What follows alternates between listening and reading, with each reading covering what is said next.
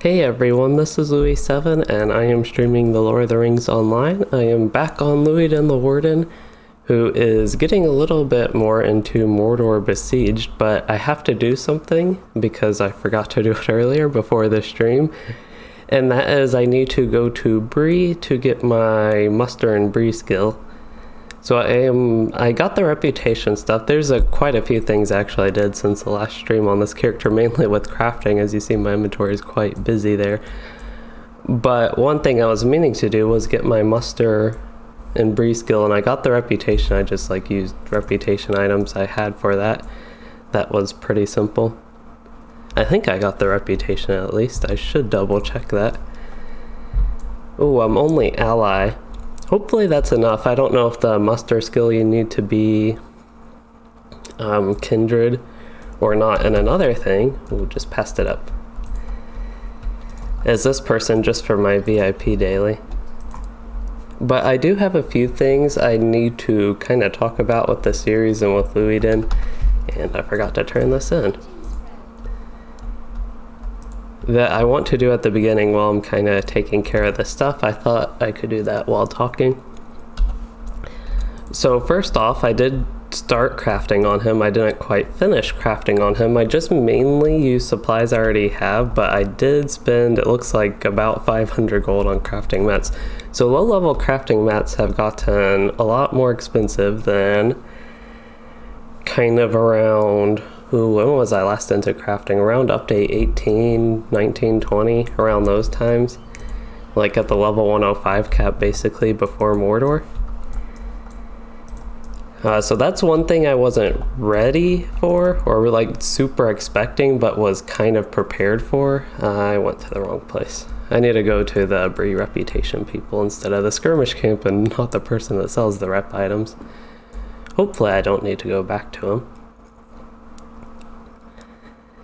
But yeah, the crafting, like the very low level mats, is what was unexpectedly expensive. I thought stuff you gathered like ore and branches, that type of stuff, I expected to be more expensive, but even like light hides, medium hides were relatively more expensive than at first I would expect. So there's a return to Bree, that requires kindred. I should have a muster in Bree, I'm pretty sure, as a warden, but I am not finding it, so it's possible that I'm just crazy and that does not exist. That is one thing I really thought existed, and one thing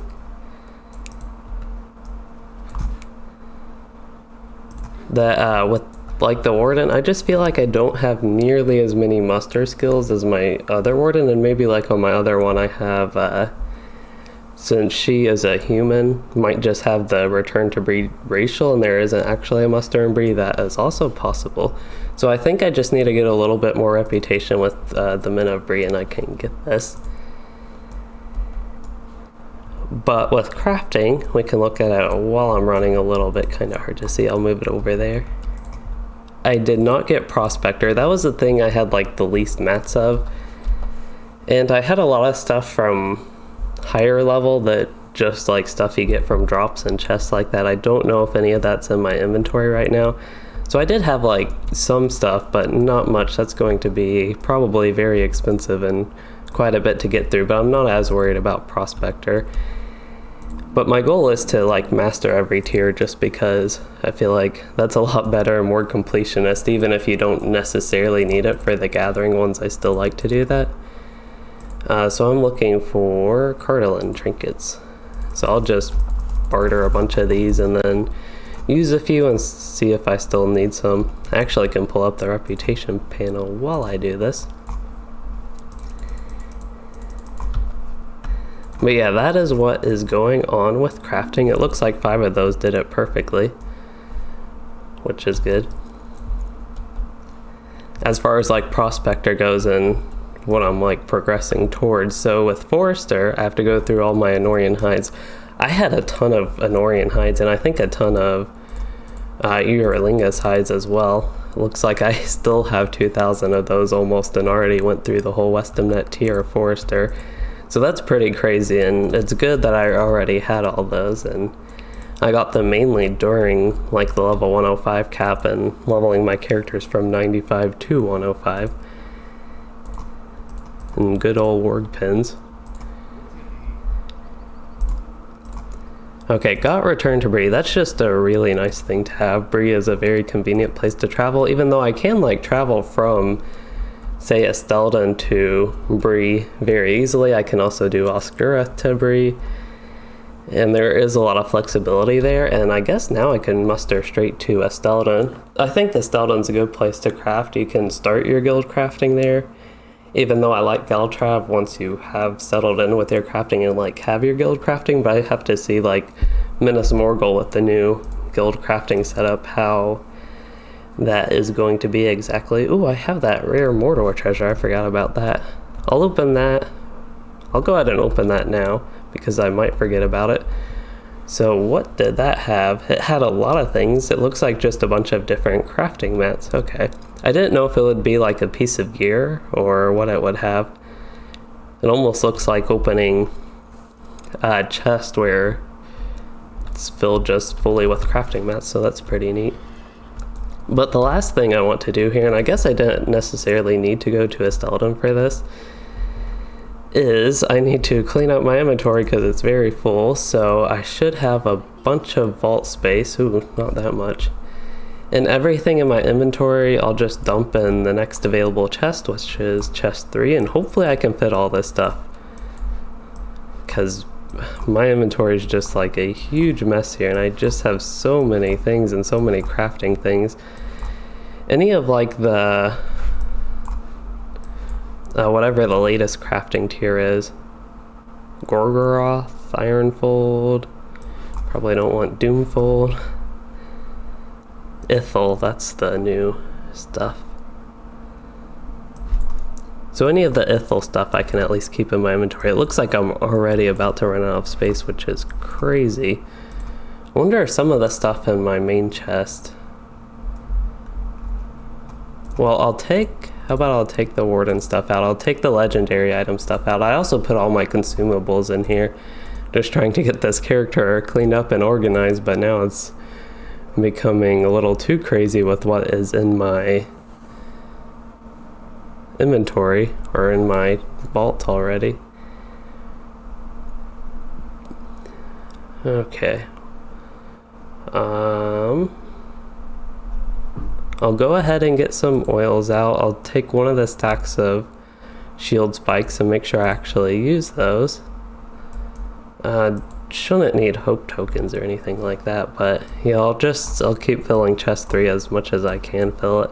And if I end up with stuff left over in my inventory, that is okay.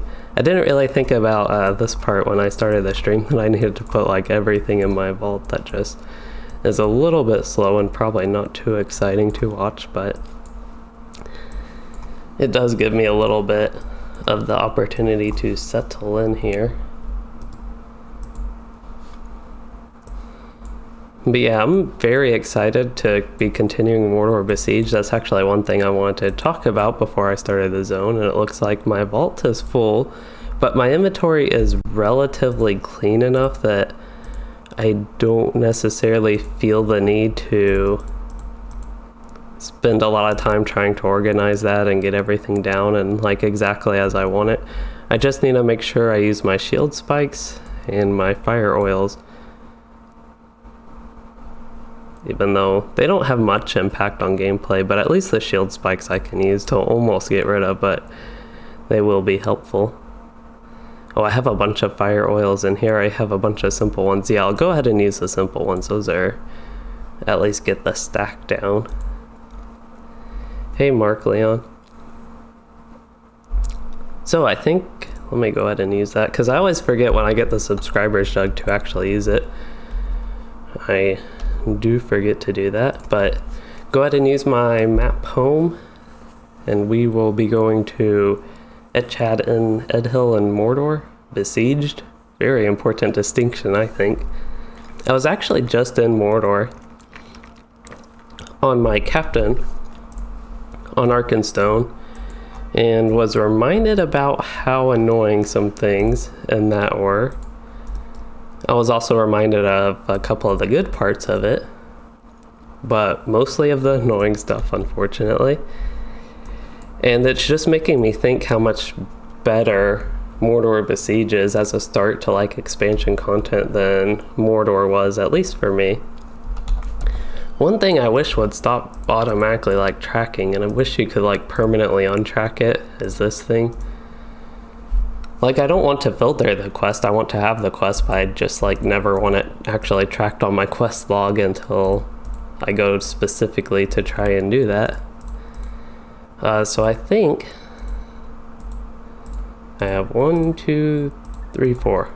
So that should be all 5 of my quests. And it looks like I have a whole bunch of rings for things I need to do. So I need to scout some areas, scout Parth Danath. And then the red one is Cursed and Tormented. Captured and Tormented, rather. So it's freeing some soldiers. And then defeat elf whites. Ooh, we get to kill some whites. I remember like seeing that earlier, but I wasn't really thinking about it. Oh yeah, and I saw these animals in Mordor. I don't remember what they were called in that. Maybe they were Solloks, but I kind of forgot they were there.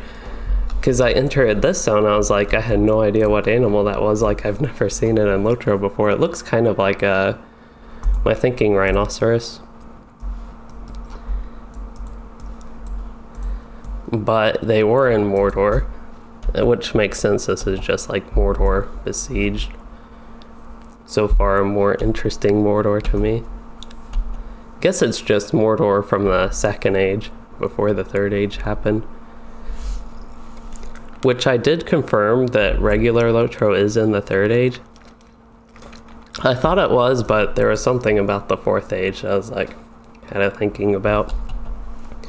And as many of you know, I'm not too familiar with the lore of LOTRO, and every time I feel the need to bring this up whenever lore comes up, I do enjoy what's in the game as far as that goes. It's just like watching even the Lord of the Rings movies has been a while, and I have not read the books. And I just know a lot of players come to LOTRO because of like the Lord of the Rings and all that. Well, that's all I had to do to scout that. I guess it makes sense. Scout quests are like that in LOTRO.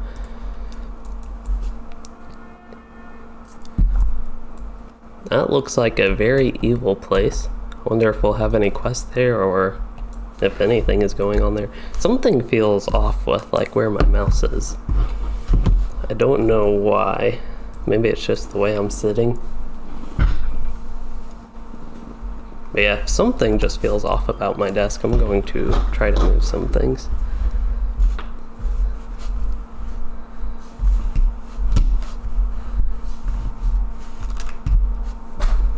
Okay, I think that is, yeah, that's more like normal.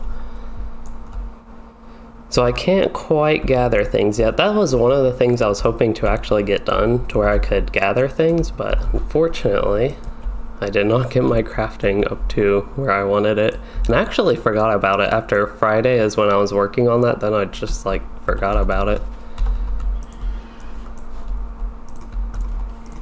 Oh, am I in range spec too?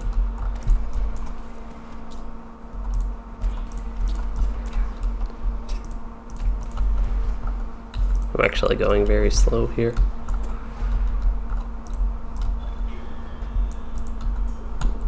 Defeat foes of the Great Alliance. Is that the book quest, I'm guessing? Yeah. Wonder, it seems like any mob might count for that.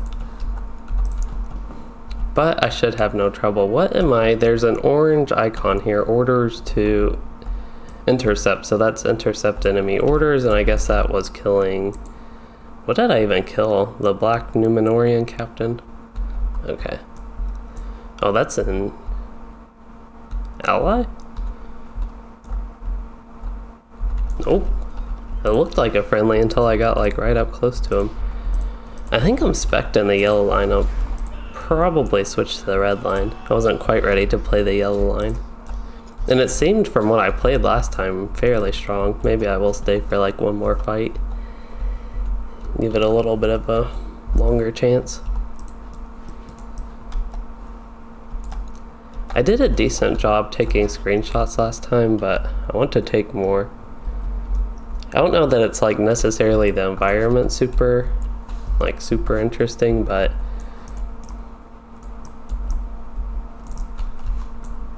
I think it's worthy of some screenshots. It's got a neat look to it. I just haven't seen much quite like this in LOTRO. It's a little bit different than Angmar, kind of similar to that, and enough different than like regular Mordor that it doesn't even seem like that. So it looks like there is a quest for this area. Seems like there are a lot of things like this where you go into a camp and then there's 2 quests. Just something I've noticed, there's been like 4 things like that so far in this zone. I wonder how strong the regular javelin skills are. Seems like they do decent damage, like 10 to 20, 25,000. Which is significantly, like, relatively more than my low-level Warden.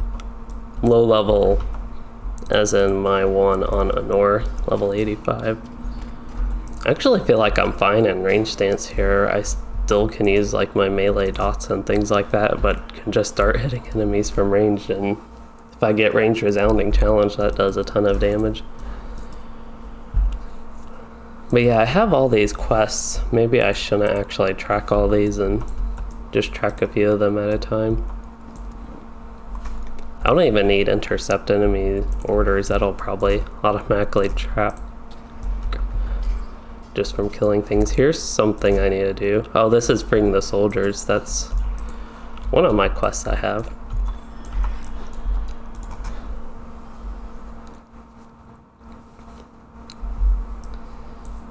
And I didn't really talk too much about what I'm actually doing this stream besides continuing Mordor Besieged. But I was hoping to get started earlier because I wanted to do like a really long stream. One reason is tomorrow I won't have Minas Morgul anymore. Mark, that is a good question if simple fire oils are still being sold by vendors. I'm not entirely sure, but you can maybe check like the Warden trainer. I'm thinking they have shield spikes, but I'm not sure about the simple fire oils, which are these ones, the ones that last like 5 minutes. They could be annoying to reapply every 5 minutes, but if they do sell that, it's a pretty cheap option. Okay, the signature died like super fast, but now I have the rest of these guys. Brink of Victory I think is probably the most convenient AoE like fist gambit to use in situations like this. Even though it's not the strongest, I'd rather use like Desolation. But Brink of Victory is just super easy because you do the one builder fist and shield, or you do shield and fist and then add your Warden's aim fist gambit to that. I think it's called Warden's Taunt melee stance. Yeah.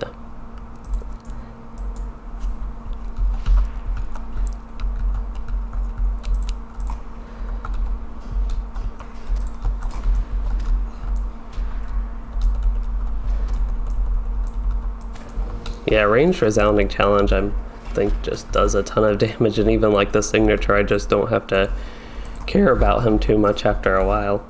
I think there's quite a few things I need to do here besides just killing mobs, but figure I can clear things out and then maybe start paying a little bit more attention to what I need to actually cover.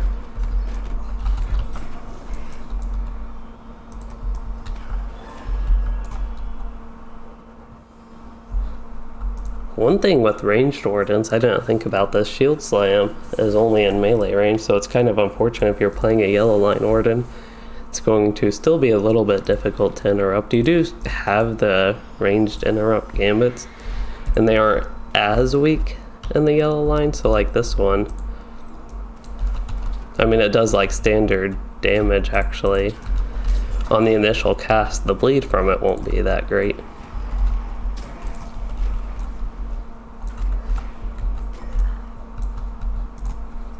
I think I need to destroy a lot more cages, that is one thing. Yeah, 3 out of 12.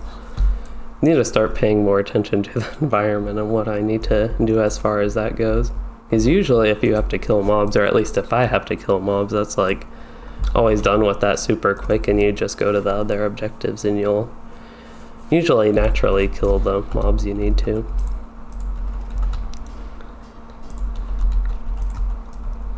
So I think this stream This is completely random. And I didn't actually talk fully about my plans with this one, but this stream, I scheduled it yesterday, but that event didn't seem to save. I had that issue with one of my other ones. I don't remember if I like fully talked about it, but it's a little bit weird with YouTube and maybe just getting used to the new like control room with it, which I overall like better than the other one. It's one of the few things I feel like they've improved live streaming, at least on my end it seems like they have. So I am going to do a bunch of AoE here because that is what I do best. Even in the yellow line now, it's like yellow line used to be the single target type spec for wardens. Now it seems to, at least as far as this goes, be plenty fine on landscape. I feel like I'm clicking a bunch, but normally I don't do that quite as much, but I think with streaming in particular, I'm like set back a little bit and kind of harder to get to my keyboard on the right side. But also on the Warden, there's just like all the gamut masteries. I usually click those, and something I thought about trying to set up keybinds, but that would be tough. I feel like just at that point it would be a lot slower for me to try to use the right keybinds and very easy to mess up if you have to come up with a combination of 12 of them total and you have to deal with all your other skills. And like some of them I can do, like shift 1, shift 3 and then F2, but shift 1, shift 3 is easy, then the F2 is kind of slow.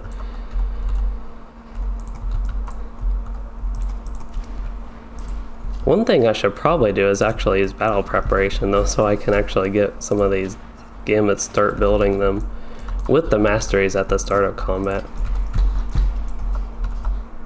Like here I can just run in and use range resounding challenge, and the orcs should die from that after a tick or two and can just keep hitting them in the meantime.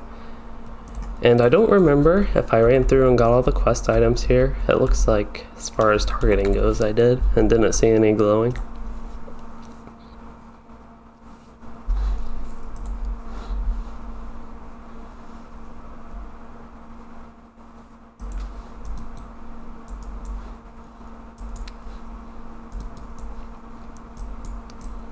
There's another cage.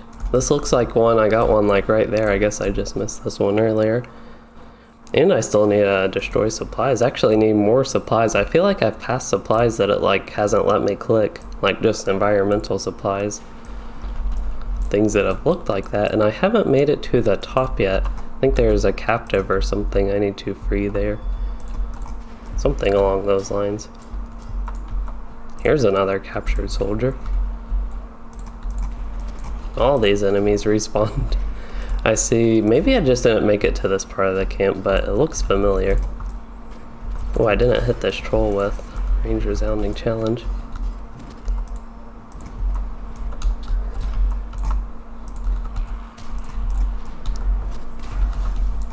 I'm not used to clicking this much, and I don't know why.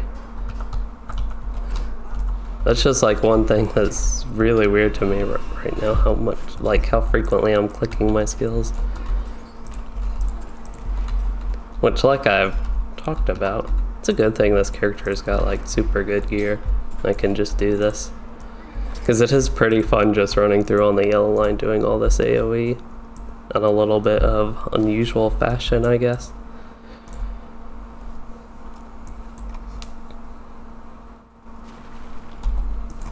And slowly, I will make all that 500 gold back. It actually seems feasible that you could even do that just questing and roaming around the landscape in LOTRO now. I remember back when I was like first getting to the point, it was Eastern Gondor, Osgiliath specifically. I thought that place was pretty crazy. Here's another named troll. I just really like seeing them, but normally in at least past points of the game, that's when you'd usually have like a quest to kill these. It almost feels like it could be a D type thing after you kill all these named trolls.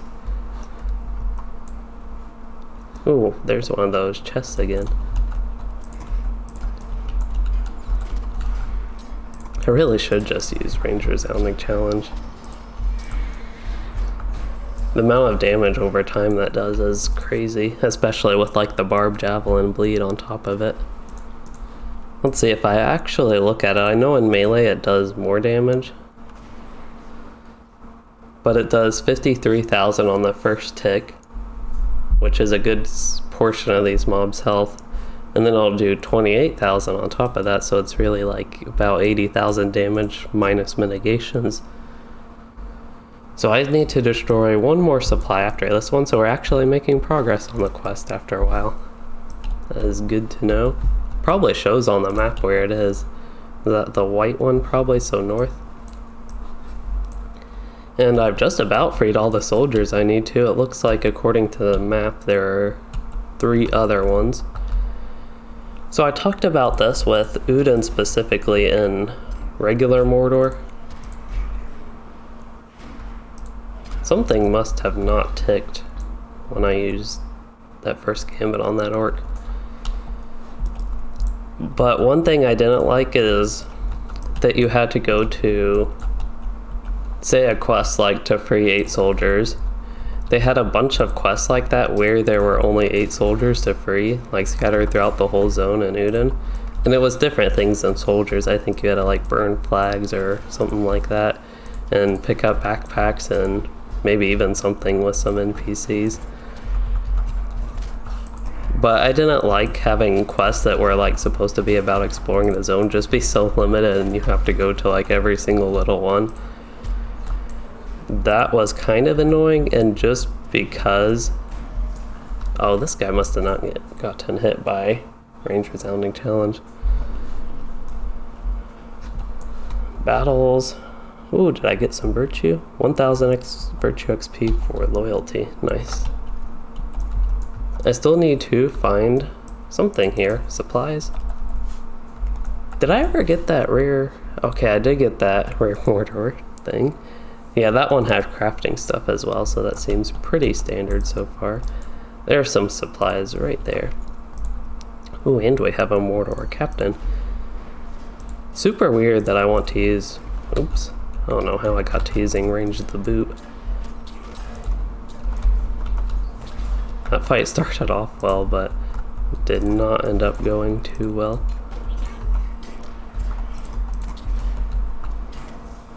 Yeah, it's just really crazy thinking that I just need Ranger's Sounding Challenge. It's a gambit I used to not really use.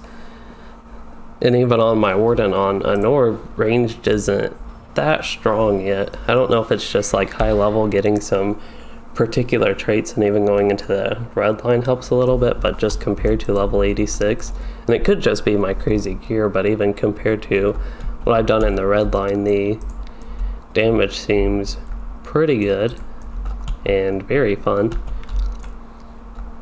But to talk back about the quests here, this one is to free 8 specific soldiers, it looks like, and since I just talked about not liking that type of thing in regular Mordor, the first one, it is just something that might be a little bothersome here, or might seem like it, but I will say if it's going to be something like freeing soldiers, and you know there are 8 captured soldiers, then it kind of makes sense. Seems like all 8 of them are alive. But just thinking about it from that perspective compared to some guy at a camp requesting you to collect 40 supplies that the orcs have, and there just happen to be like 40 supplies scattered throughout the entire zone. This one seems like makes more sense as far as that goes, that there are 8 soldiers.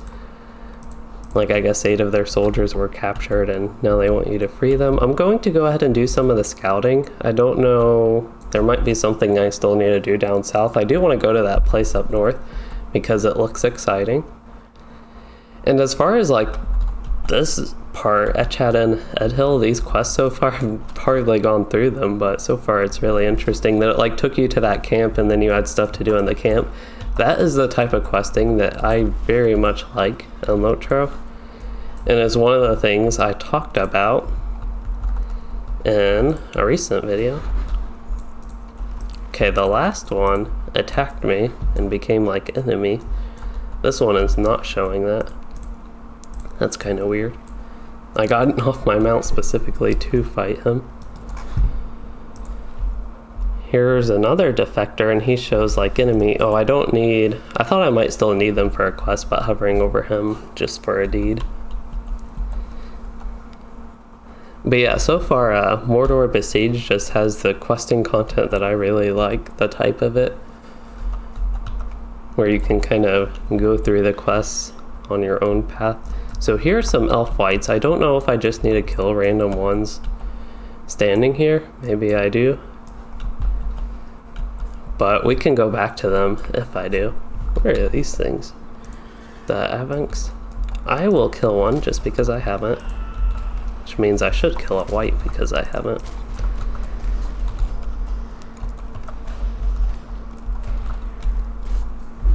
Oh, they didn't get hit by my one skill. Easterling Beastmaster. Haven't killed one of those either. Oh. I only hit one of them with Surety of Death. That was like the whole point of me. Oh, I'm in melee stance. I did not know that. I forgot I switched that. I was wondering where like my range resounding challenge dot went. And of course now that I'm in melee I decided to switch to range stance. But that explains a little bit with what was going on.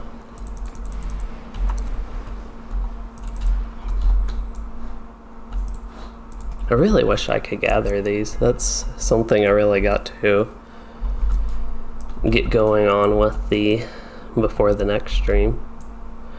Oh yeah, so a little bit more. I totally got sidetracked from this, but a little bit more. Defeat fallen soldier whites. That is an elf white. Oh, I guess there's two type of whites.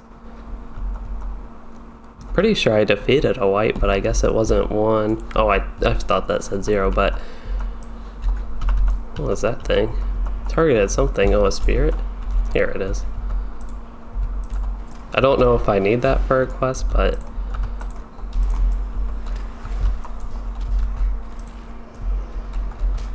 I tab targeted or accidentally click targeted that wormling, but fortunately I was using an AoE.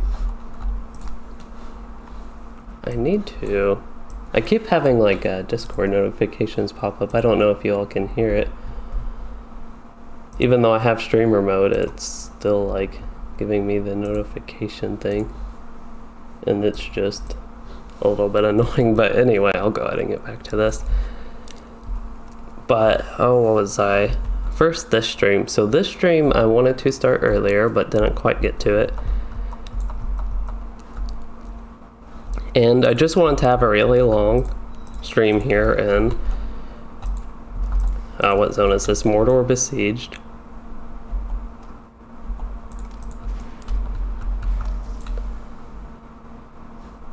So I don't need to kill those. I do need to kill the elf whites. Fallen soldiers. Okay, that's just this quest to kill these things. It looks like according to the Fallen Soldiers quest that I probably should do this while I can here, according to the map for it.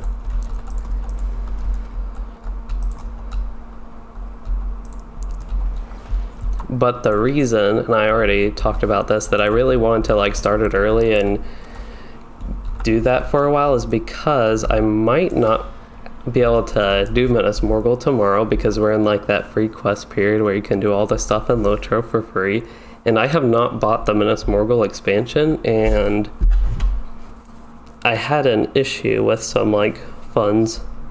That's probably the best way to put it. Some funds I had set aside to buy Minas Morgul once I finally decided that, and it's possible I could also get it through just LOTRO points. That is an option. That's like how I could get it, but I wanted to like actually compare that and think about it a little bit more.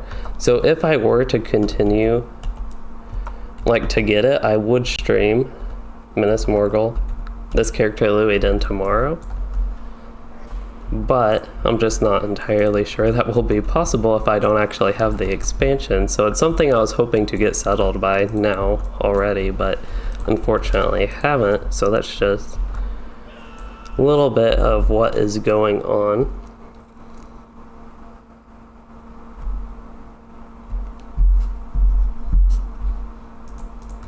But hopefully I'll get that settled soon. And this is, oh, I forgot for the book quest I had to talk to some people. Find the entrance to Loueyden the Warden. I think I have already done that.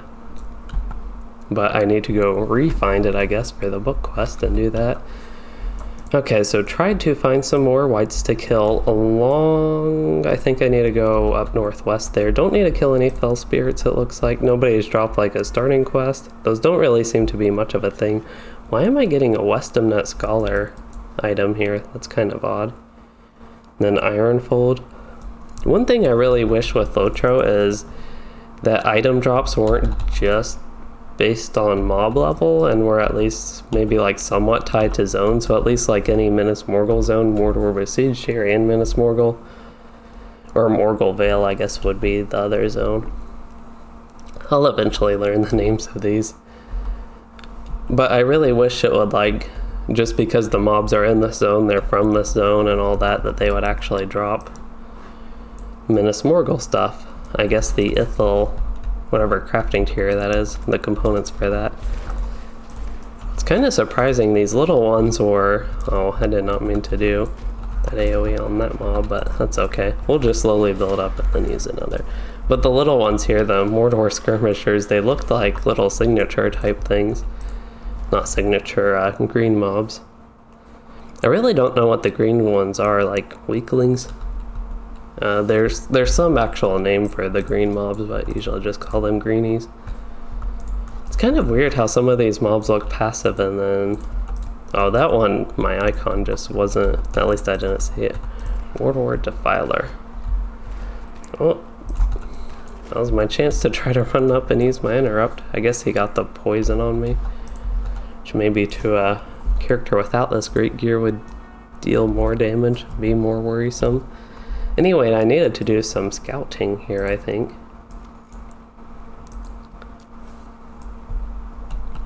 I feel like I'm reminded more of Angmar and Moria even in this zone rather than Mordor, which as far as I'm concerned is actually a little bit of a good thing. I'm gonna wait for the mobs to get here and then get a nice good AoE on all of them.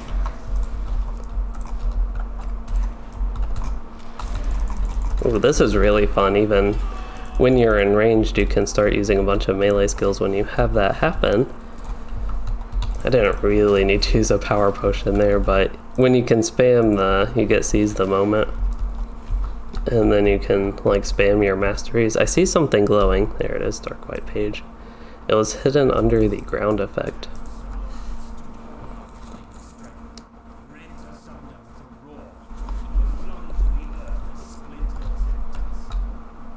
Oh, I thought that was one of the rare Mordor chests, but it was just the Scholar chest. Okay, what do I need to take care of next? 2 more elf whites. Is that one? That one is a fallen soldier white. Looks like I have one more like area I can try to go. There's an elf white. It actually it shows a ring there on the map. There actually was like specifically an elf white there, not the fallen soldier one.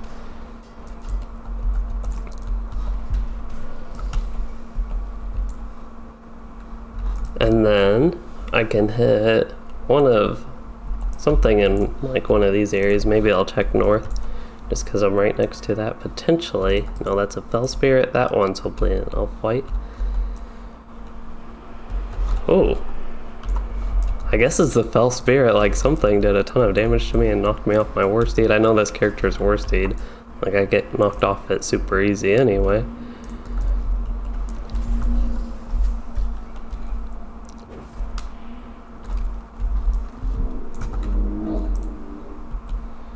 Alright, so let me organize my quests and untrack all the complete ones and track all the incomplete ones, which would be these. So I just need to scout one more path up here. That's the orange one. It's actually to the west. And then 2 more captured soldiers, but for ooh, the Bane of Ruin, I guess that is one of the, oh, why can't I think of the name of those guys? The Cargles.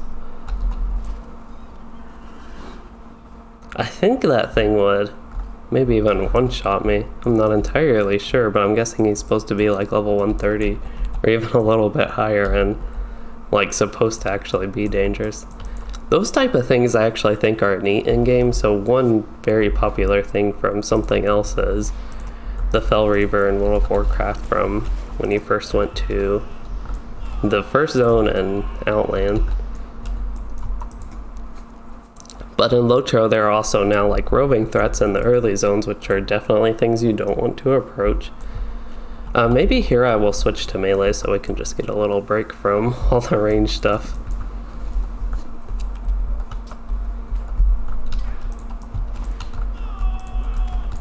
Did I switch to melee spec or did I have like a game builder reset? Yeah, a few quests here. Hey, more than 2. I think this is the first one that's given me more than 2. So I should have plenty of things to do here.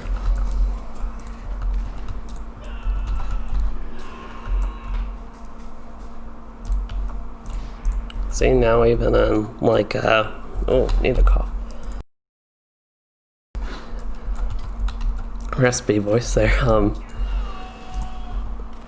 Even in melee I want to use range resounding challenge like on a pull like that, but of course that didn't quite work out. I think the damage it does might be a little bit more. I'm actually not entirely sure.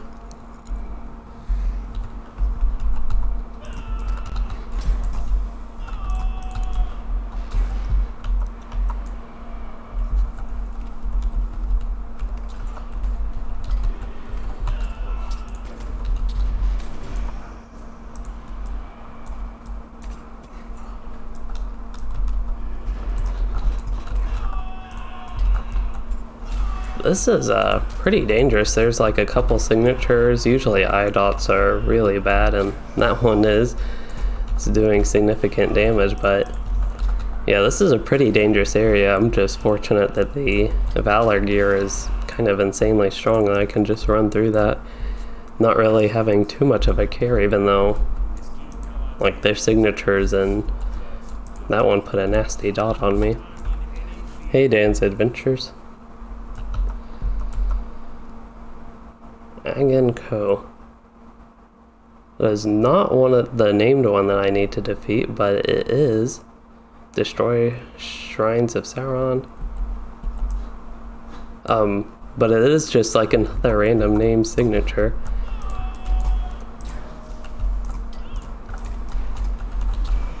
Oh, I have my interrupt and actually used it.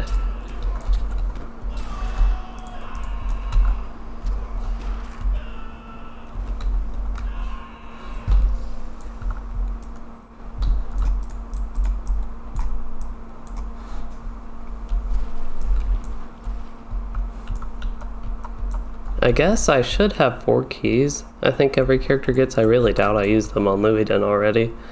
He might even have the old ones when you got like the sturdy steel keys. I'm not sure. I don't see those in my inventory and I'm not familiar with this character. I think I opened my boxes because I don't remember putting those in my storage.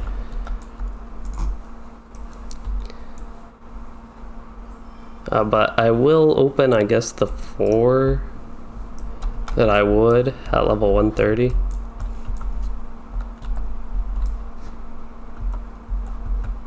So what do I need to do? I need to destroy statues and shrines. I'm not doing a great job with that. Dan's Adventures, this is not Mordor. It's much better than Mordor. It is Mordor Besieged. At least so far it's much better. It's really the thing for me to compare it to is like regular Mordor. But I feel like so far I like it significantly better the start of the expansion, the start of the zone. This zone in regular Mordor, I don't remember what it was called, Dora Marth, was okay. That's about all I have to say to it. It was better than Loueyden, but I still don't think it was. I think Loueyden might actually be pronounced a dune, but I'm not entirely sure. but it still wasn't like my favorite in Mordor. But yeah, it wasn't as bad as the first zone. But I'm at least liking this better than like any part of Mordor. And it's kind of like Vales of Anduin, where it's just continuing more enjoyable quests to me. And I might even be enjoying this more than Vales of Anduin so far. And as a lot of people might know, Vales of Anduin was my favorite zone as far as like questing and content goes since way back before like the Rohan days even.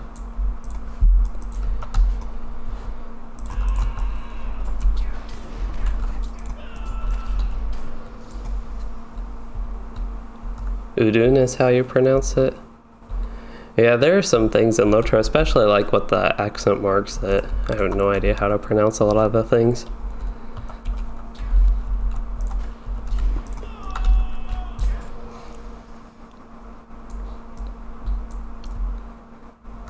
See, I probably needed to destroy something up there. I'm not paying as much attention to that. I have like 3 out of 16 total things that I need to destroy. Actually, something already looks destroyed here.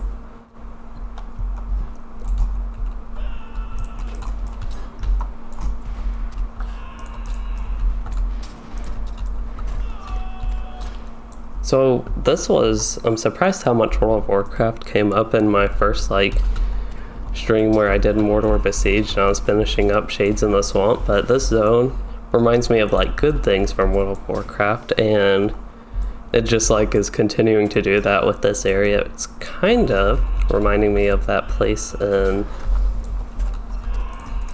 Arathi Highlands, Stromgarde Keep, I think. It's a bit different than that, but it's kind of reminding me of it.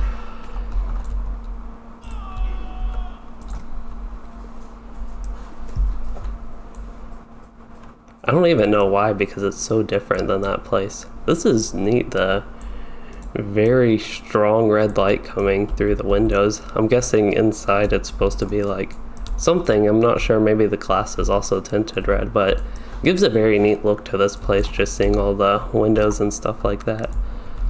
Do I actually still need to kill mobs? That'd be pretty crazy because I have killed a bunch. Yeah, I still need to kill a few. I don't know if it's like specifically the cultists here. Defeat Mordorim.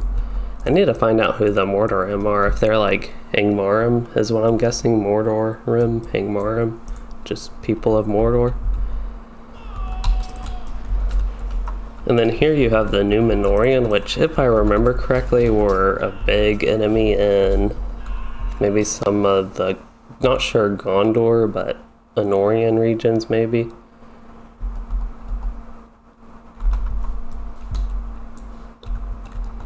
Yeah, that is true. Stromgarde, I mean. And this place, Amon Fuin. It's a kind of weird name. I didn't even realize what place I was in, what it was called, Amon Fuin. There are cultists in both.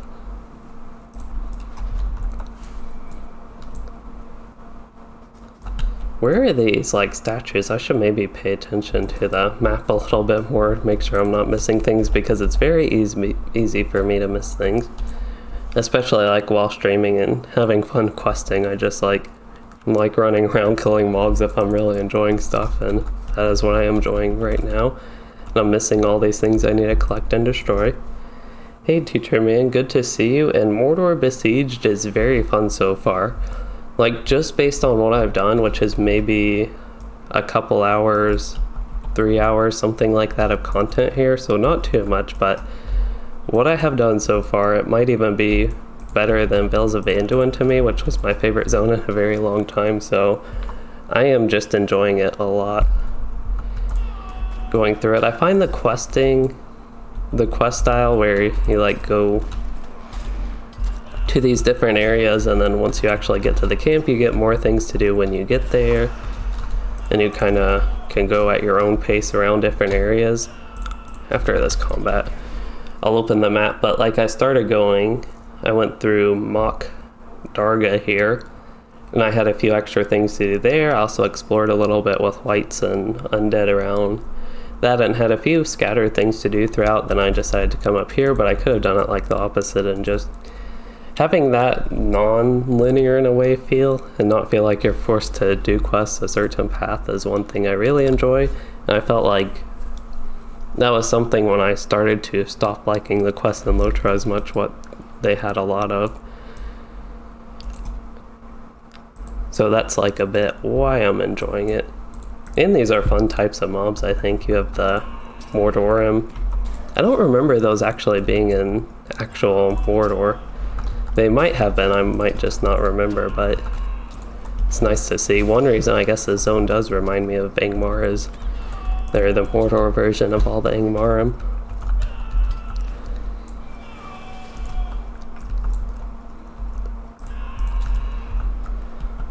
It looks like I do need to run up here, which should be expected.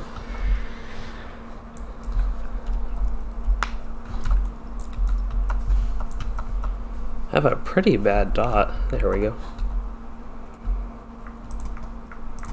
Normally I don't have much to worry about with that, but just because these mobs are a little bit extra dangerous, just make sure I get that off before I do this next pull.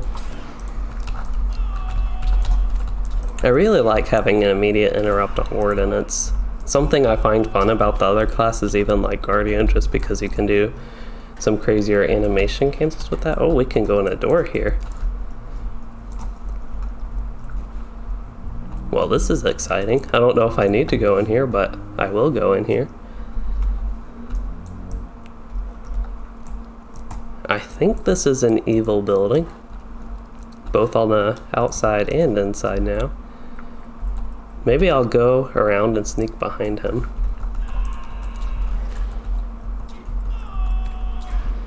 So you loved Mordor Besieged, Teacher Man, and you said Minas Morgul is much the same but gets better. That's actually really good to hear. So some are also linked from zone to zone, as there are threads that spread through each. I'll have to get through that, but that does sound interesting. I'm glad to hear, though, that it like kind of keeps the same but gets better, because I have heard other people say that, and just as I keep hearing people say that Minas Morgul is good, that just to me is good news. But one thing that might like be a concern is it might set my expectations like too high.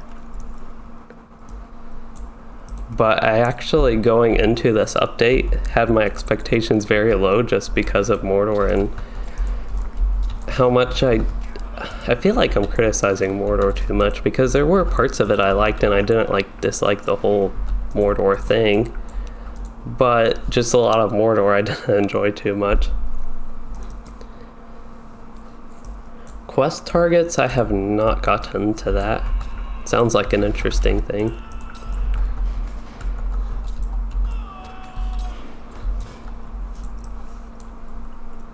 Looks like there is another shrine to Sauron here. That guy just totally walked up this little, let's see, it's a kind of wall-like thing, fence-like thing. I'm not entirely sure what to call it, but a barrier. And then he just like fell off like it was nothing.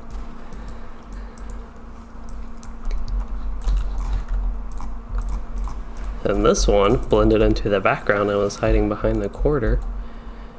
So I was not ready to fight him. Where's that guy that fell? Oh, another one fell. Oh, that was the one I was hitting. But where's the Mordor that fell?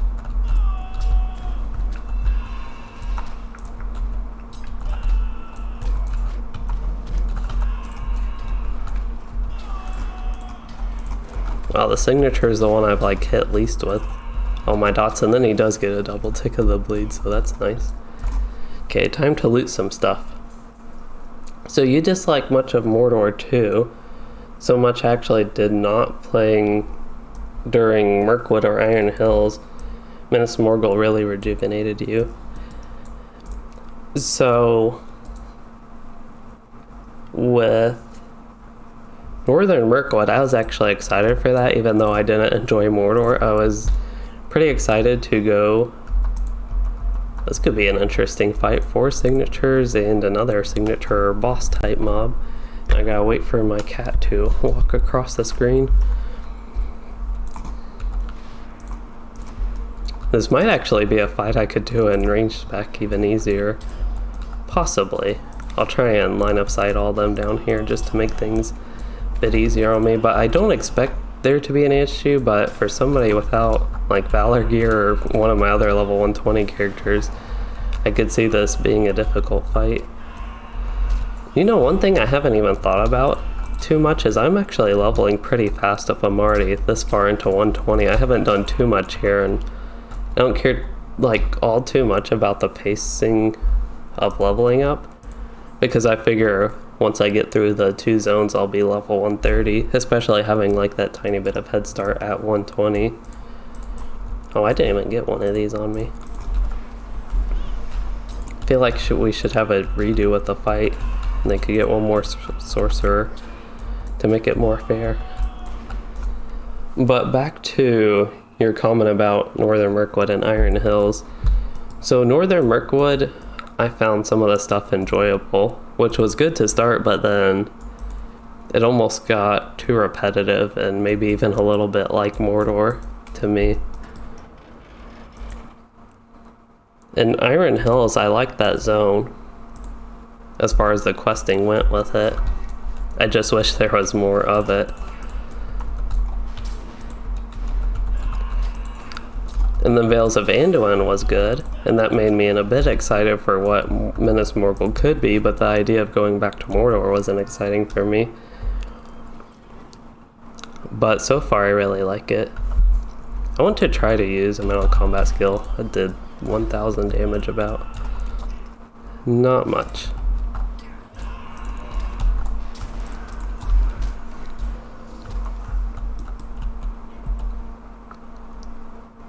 I still need to free one captured soldier. He is in the southwest, so maybe I'll head down that way just to knock that quest out. See what I find along the way.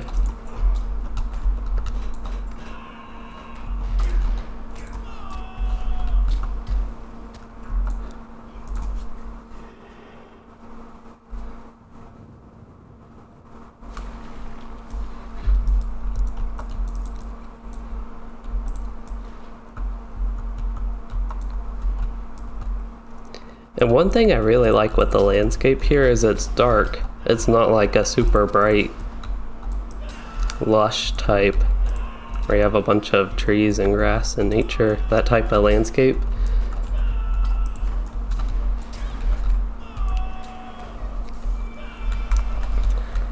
So it's not like that, but it's also not like Mordor, the old Mordor, where it's like all fire, all black, all like very dark all the time, where it's even a bit hard to see at some points and kind of makes for a dull landscape. It's a bit more like Ingmar, I guess, in those regards, but even different from Ingmar.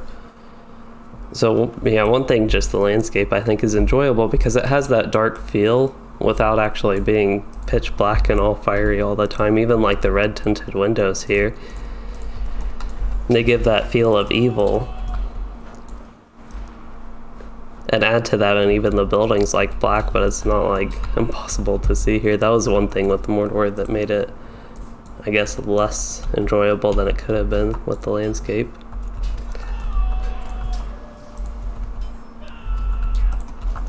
I guess I could have helped that captain longer, but I feel like 1 dot with me is plenty of help.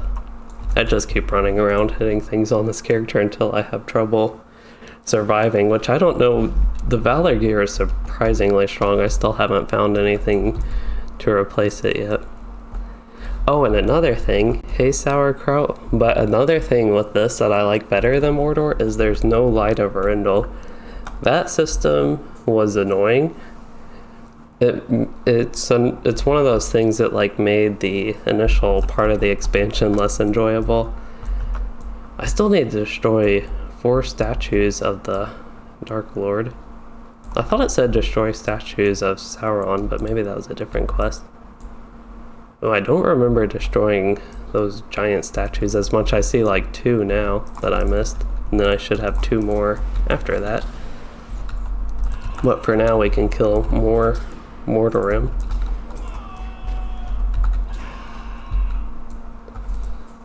And another rare Mordor chest. These are always nice. I think there's a deed for these that I saw. I think I have 2 of them to open. Get a bunch of crafting mats again.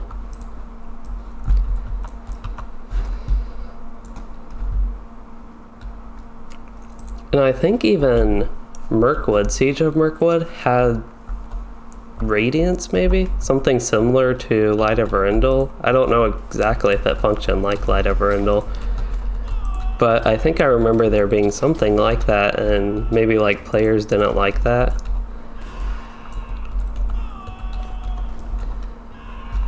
And then they got rid of it eventually. So I don't know why they like decided to try to add that back with Mordor. I think it was about like the difficulty and the general. Did I miss? I actually missed that statue, and I was like right at it, and even pointed out that I missed it. That there were 2 right there. So sauerkraut, Ballard Wardens start with a spear. I know sword is most optimal, but I'm actually enjoying a spear right now. On my Warden on Anor, I've been using the sword. I might even go with spear on that one just to, because I prefer spears. I really wish it didn't matter. But the way LOTRO is, you do get that extra damage from using a sword, and it's 5%, which might sound like a small number, but that actually is kind of impactful. I like that animation cancel you can do with Defiant Challenge, because that one does have a pretty long animation. Doing that with Shield Slam is nice. Now all Wardens need is a legacy to reduce the cooldown of Shield Slam like Guardians have Stamp. They'll be doing their animation cancels all the time. Animation canceling, I think in general, is a weird thing. They could... I don't know if it works, how it works in other games, because I know in other games you can do like immediate interrupts and things like that. I still need 2 statues, which according to the map, well, there's one right there. I guess I just totally passed these up and didn't see them as like things I needed to get, and somehow I already destroyed 2 of them and don't even remember that. At the same time, maybe they were inside. I'm guessing they were actually the things inside that I'd already destroyed. But with animation canceling, it's just a bit of a weird mechanic that I don't know if I'm like a fan of it being a thing, but at the same time it's important that you can immediately like interrupt mobs and things like that.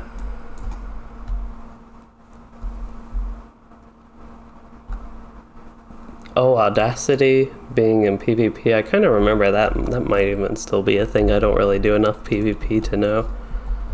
I was about to run off and not destroy the last one. And I think as far as questing goes, I'll destroy this last one, but then all I will need to do is just run by this area and scout it.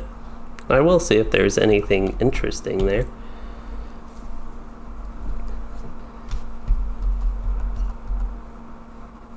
So Radiance, it functioned, Light of Arundel functioned like Radius, but was even worse. Oh, Radiance was a lot worse. That's crazy that Radiance was even worse than Light of Arundel, just because I don't like Light of Arundel that much. So Radiance you could only get from dungeons and raids. Yeah, that's pretty crazy. I don't think there are any notable mobs here, but since I got knocked off my war steed or whatever mount I was using, I feel like I should kill every like little mob type while I'm there just to get some experience killing them. I don't even mean like player experience to level up, but just a little bit of fun.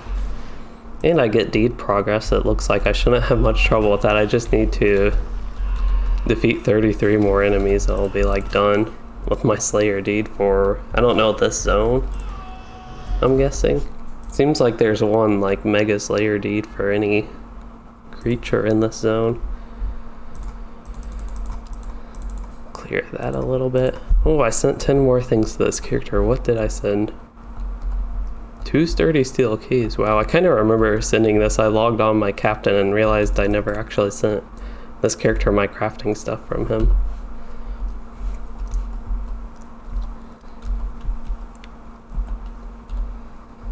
But yeah, just on all my alts on the server, I've gotten so many random things. For some reason, I decided it's a good idea to send them all to Loueyden, even though, like, I just want to quest and go through the game on him now and not really organize all my stuff that I've amassed over the years. So you're pretty sure they got rid of Audacity, Dan? That is, I guess, good to know. I just, yeah, don't really do PvP to know about that.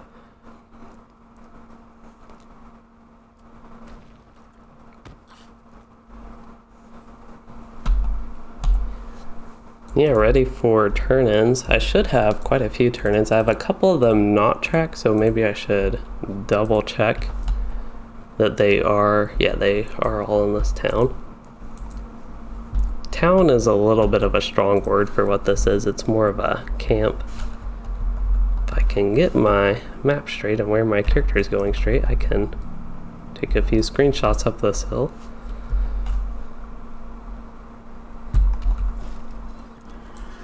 Ooh.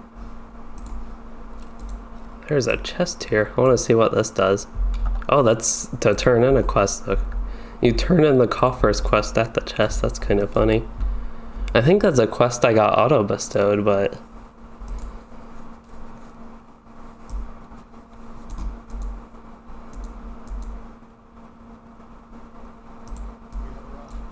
Oh, this is the book quest. Oh, it looks like I gotta do a travel now thing. Tales of the Bright Company. Is this the Bright Company in Etchad and Edhill, I'm guessing?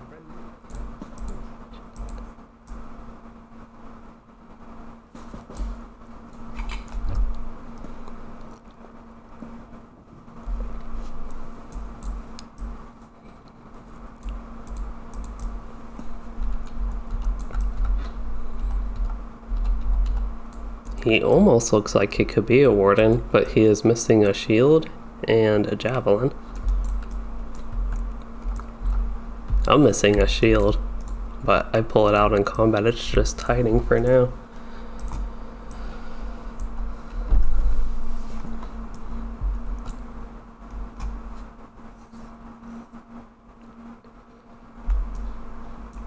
Oh, we got back to Toll Send.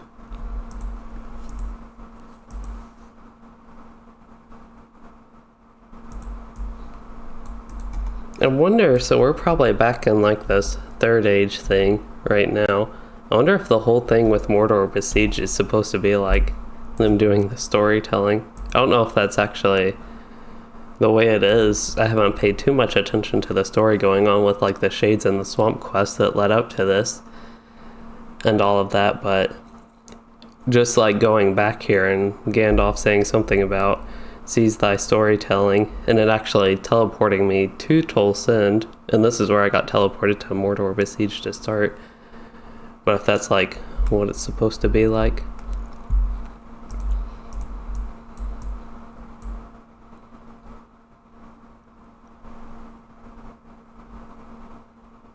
Keep seeing them refer to the warden. I don't know if that's supposed to be me or some other warden. I'm guessing some other warden. But it could be one of those things that it like does it based off your class.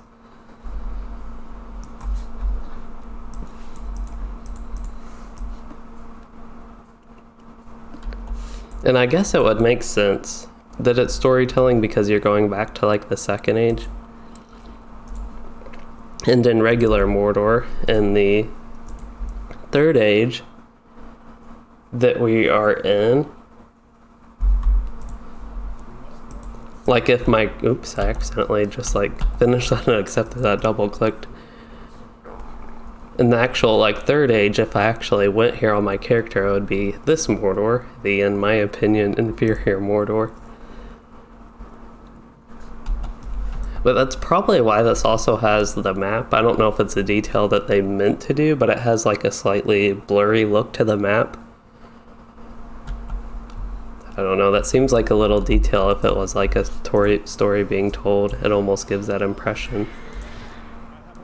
So Teacher Man, you said the story is absolutely great and impactful, and yes it does. I probably should pay attention to the story a little bit more. Like, I've gotten a little bit of ideas that are going on, but right now I'm really just like questing, and I, in general in games, I should probably filter all these. Or I already have a bunch filtered, but still need to keep filtering. That's the way allies work. Eventually, after a long time, you will hopefully filter all of them and never loot any allies that you don't want. So it looks like I have a quest to raise heraldry in the 2 areas. I hope that's not like a quest I missed before and should have been doing, or if I'm just like going back to the same quest camps for a different reason, which could be possible.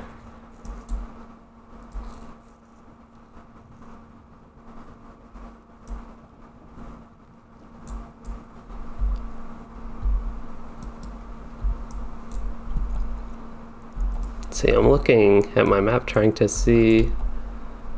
There we go. I was wondering, I had 2 other quests and all I saw were the red rings, but I have to go to Adambel again. And whatever that place is, Barthost it looks like. So I guess I will go do Adambel first. Adambel. I always change the way I pronounce that little town.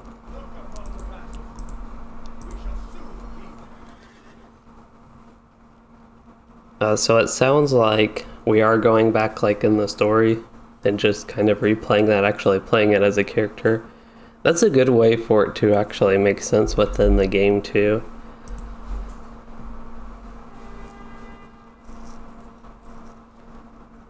And the shade, yeah, the shade of Isildur. I remember him being, I don't know, maybe he was at that camp in Edgehead and Edhill, but I remember him being at least in Dingarth and part of that story when I first got here. The regular Isildur and not Shade of Isildur.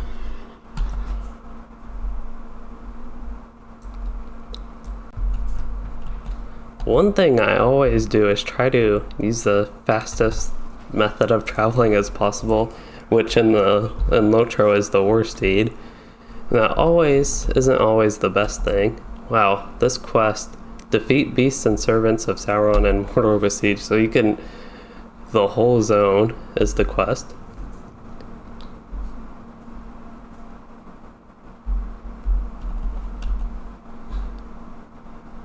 And it looks like Anarian's message to Mordor, to a few people. I'm guessing that's these rings actually. So yeah, I'll probably travel to that camp. I forgot the name of it already, Barthost. But along the way I'll hit these quests and see where that leads, the heraldry quest. I just hope that wasn't something that was supposed to be done with all the other quests that I already did. That would just be unfortunate if I just missed that somehow. I'm going to jump off this and break my legs and then have to run slow because of it. At least on the war steed you still actually run fairly fast. It's like minus 60% war steed speed.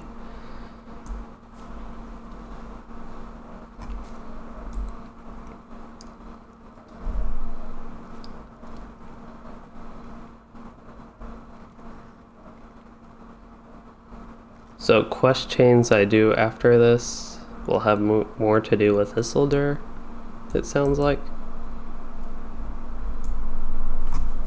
I need to get some screenshots of that. It's kind of hard on the... I can do it with my character in them a little bit better on like the regular mount. Or completely off the mount. One in combat like that can look decent, maybe if I run sideways of it or just get totally knocked off.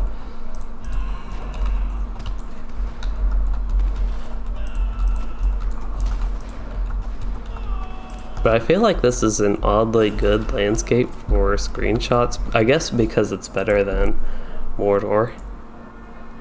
As far as that goes, Mordor was not great for like seeing anything going on in screenshots either.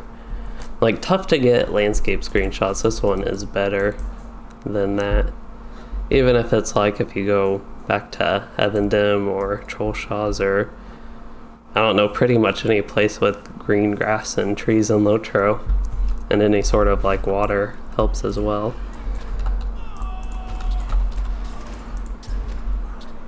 Those are like the typical landscapes you would think of as being beautiful and good for screenshots.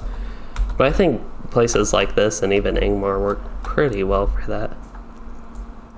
I guess it will become nighttime soon, so we get to have a little bit of exploration of the zone during night. I don't know if I've played, I guess I have played where it's been dark. I just don't really remember it too much compared to, I played during the day and I think I wrapped up my last stream on this character when I was like getting towards nighttime in game. And for me in real life. Because I pretty much, if I do like an evening stream like this, which is basically all my streams, and if I want to play for a while, I'll go until I'm ready for bed, really. Which is what I plan to do today. So we might have another hour or two is what I expect. So, yeah, I'm planning to spend a lot of time here.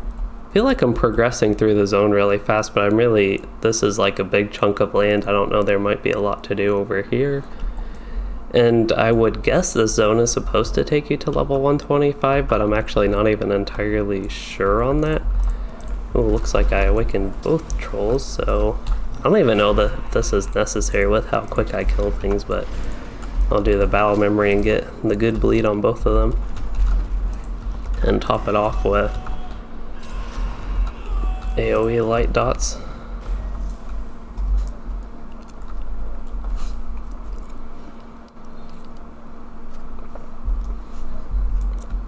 One annoying thing with streaming and all the talking I do during it in general is if I drink a lot of water before I start streaming, which I usually like to do to keep my mouth from being dry, it actually makes my mouth more dry than if I don't drink water. But then I get like a little bit of a spitty sound. I don't know if you all can hear or if it's just something with me that I notice. But then if I don't drink water, sometimes my mouth will get sticky, and if I try to drink water, it'll keep getting sticky, or I could just like keep drinking water and it'll go from dry to less dry.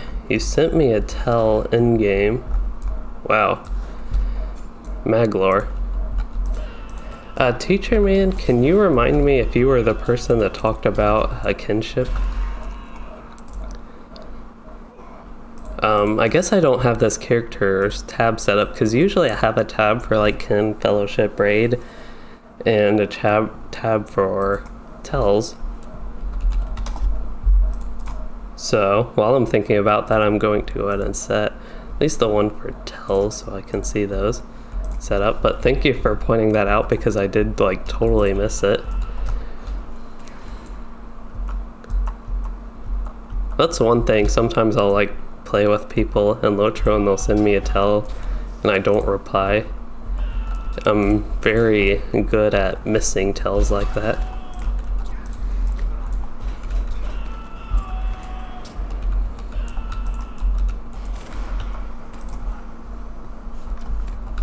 Okay, so that was you? Yeah, because I'm just like, I would be open to joining a kinship on Arkenstone. I do know a player that is on Arkenstone, like one whole player that is in my kin on Anor, is specifically what I mean, that still plays on Arkenstone as well. But I'm not sure what kin they're in or what they do as far as like in-game content goes. So I need to plant 2 more banners. I actually don't even mind coming back here just for like another quest. I think in other games and even zones in LOTRO, sometimes you go to the same camp multiple times in a row, and I don't always mind that. I know for some players it can be an annoying thing if you like keep going back to the same place, but kind of doing a capstone light quest like this where I'm raising banners of Lothlorien. That's pretty neat that it's Lothlorien. I think the other ones I raised heraldry of something in this area, Arandor. What am I doing? Pipeweed and ale. Oh, thank you for the kin invite, that was quick.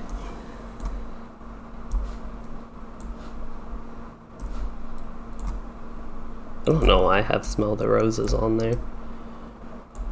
Maybe I will keep the kin stuff there, put good travel skills at the top. So Bree, Estelda, and Oscarith.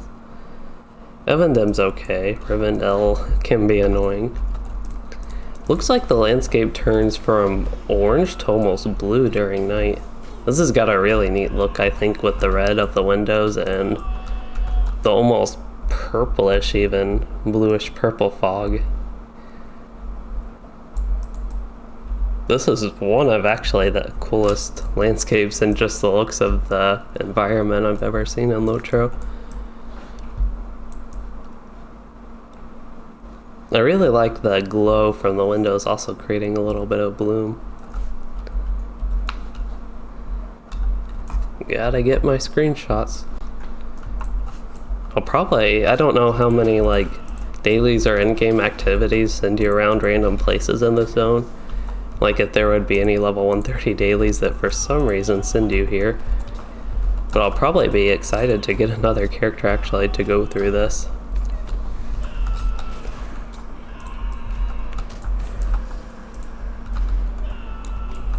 Alright, so I am totally not caught up with chat. I should say hello to the kin. Oh, a lot of people on.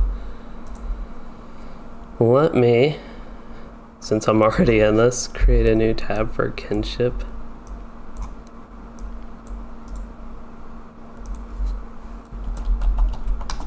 Oops. There we go.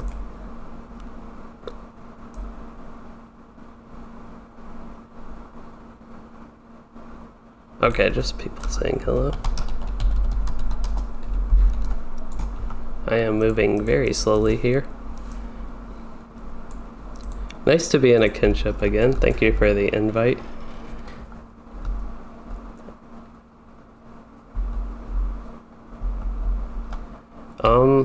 Yeah, I'm fine with minor spoilers. I don't really know. Why am I going in here? I guess just because it's a fun place.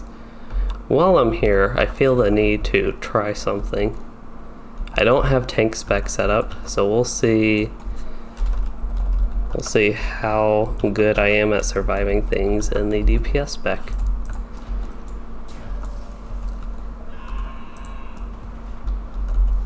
I don't think I actually got the kinship chat set up yet. I see people saying like hello, but I can look at that after fighting.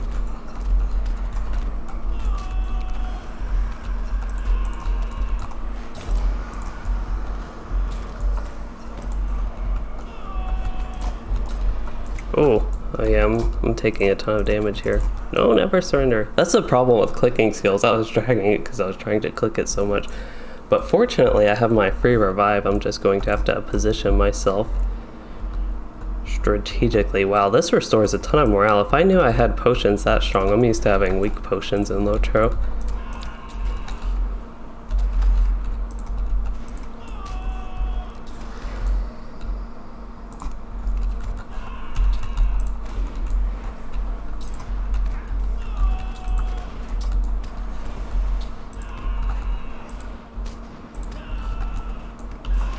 I think that's my first death on Loueyden since starting him back up. It's kind of sad, but it was something I wanted to try.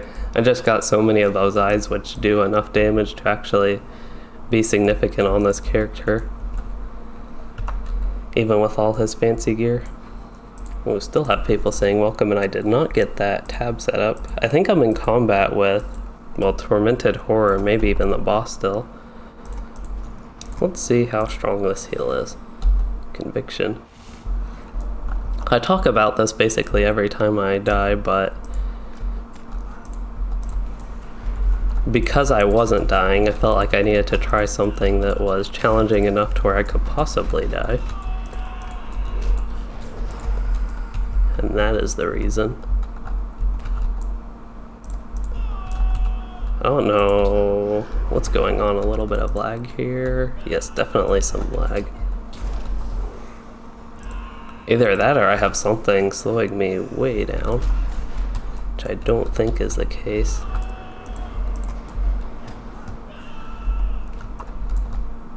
I wonder if I actually had my potions and everything set up and had Never Surrender going before I really needed it and then like totally misclicking it. If I could have taken that, and maybe even in tank spec. But it was fun to try. Okay, got kinship chat set up. So I will come back to Mordor Besieged, where you will get to fight Nazgul. Ooh, that's interesting. There was one I saw earlier. I think it was a Nazgul, like a Kargul type thing. I don't remember if Kargul and Nazguls are the same thing. Or, because the Karguls are the red ones, and this one wasn't red, so maybe it was like a Nazgul.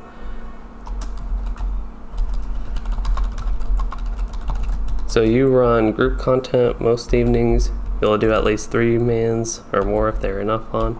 That's good to know, because that's one thing I haven't had on Arkenstone, is like a consistent group to do stuff like that. And I actually used to be in a raiding type kin, but I didn't have anything against them, but wasn't really feeling it with them.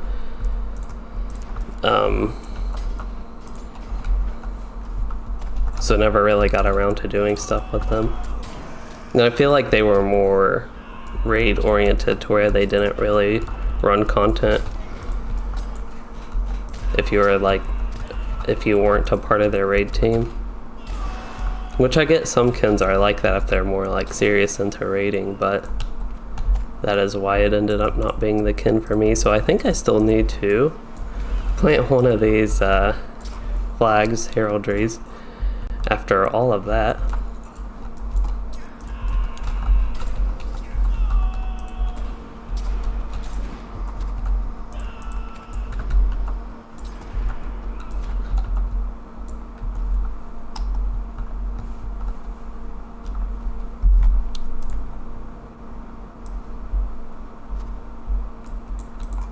So we get to fight all 9 Nazguls and take either 3, or in the case of the Witch King, take 6. Oh, they take 3, or in the case of the Witch King, take 6. Okay.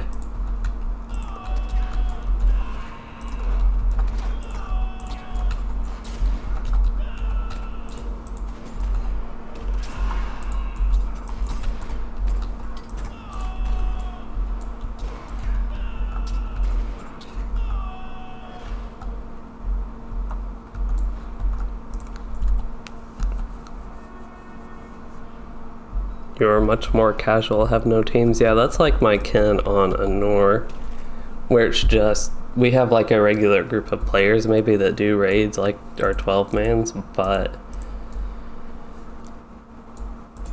we're like open to anybody that joins, and a lot of new people actually have been joining that kin, which is kind of surprising and I guess a little bit unexpected, because the server is like going to Helm's Deep, where I wouldn't think there's that many new players on the server, but there have been. A lot of them have been joining some of the new content.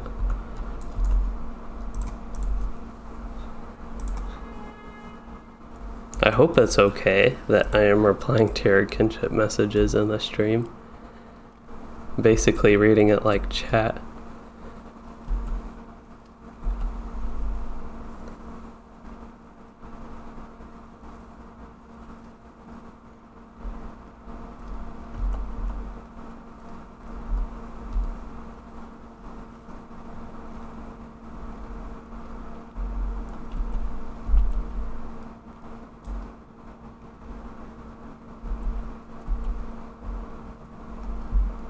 So I need to bring the message to people here. Somebody should be here. Bunch of enemies and fallen whites, that type of thing.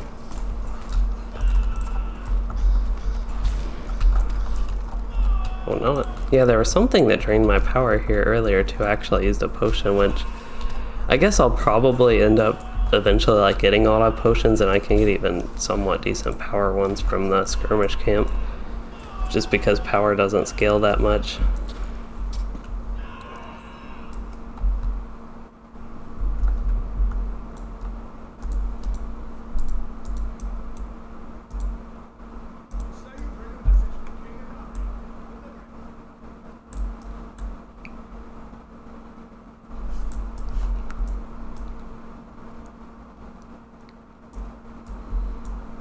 Oh, I'm totally missing stuff in the kin chat again.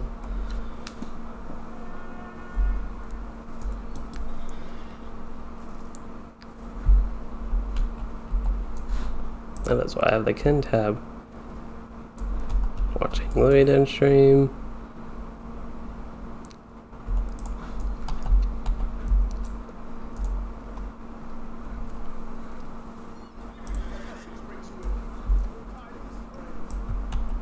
It's fun to be back on Loueyden in general. I think this is a camp I'm going to have to go to, but I'm not sure yet. I want to visit the camp before I go there.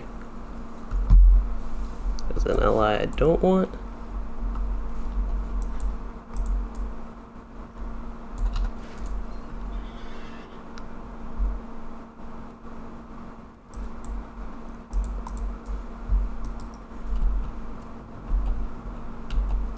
So this quest I have to go, well, I have to go back to both Adambill and Echadinadil.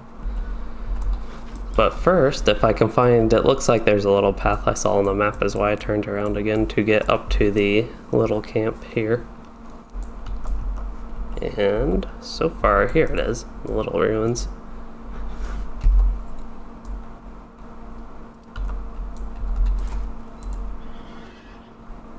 Okay, got the stable master. I'm not sure, I guess I can go ahead and make my map home here.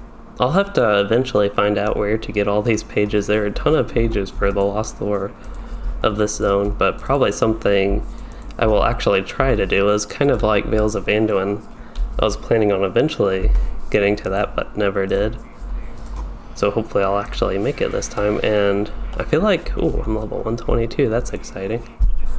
But I feel like I'm getting a ton of the, sigils of Imlad Ithil.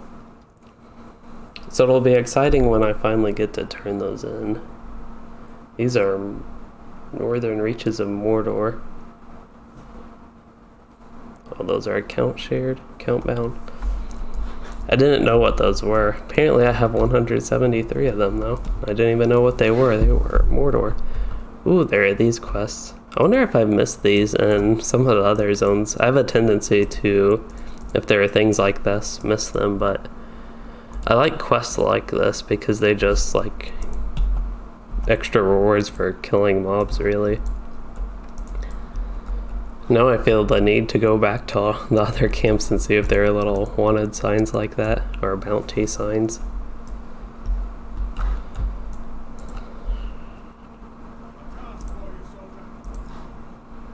But I will do Adambill first and then, let's see. Yeah, I remember the locations. I've been missing a lot of the kin chat, but just happened to read that message. But the locations of the pages on the wiki, that is one thing I knew, and with the Veils of Anduin, just again, never got around to it, but this time I can, once I like get through questing through the zone and all that, go back and get all the ones I missed or even just never went around. I guess I need to track the quest that goes here. Yeah, the wiki, LOTRO wiki's pretty good, especially for like quest content and where to go for that. I know it does have some like outdated things, But as far as like quest content, that's usually not changed and very good on the LOTRO wiki. It even has some other stuff other than quest content that I found very useful. Like the trait points, it has a guide on all those, just where you get them all from.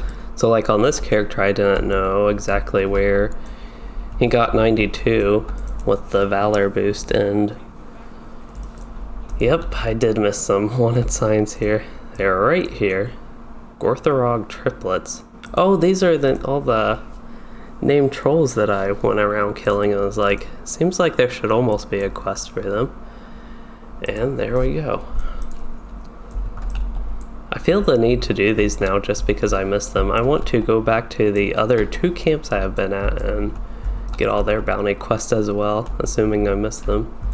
Feels like it's been a long time in LOTRO since I've even seen bounty quests like this to know to look for them. The only place I really remember them is Estelden, and there's some of the different ones, but in Evendim, what's that place called? Ostvorod, maybe? But yeah, we're having a little bit of a setback that I'm going to be looking for all these bounties and completing them. I don't know if I'll need to turn them in. You know, I didn't even talk to the person I needed to here. Oh well, I'll go back there. I'll swift travel back there again after checking if there are any bounties. I don't even know where to look for them though.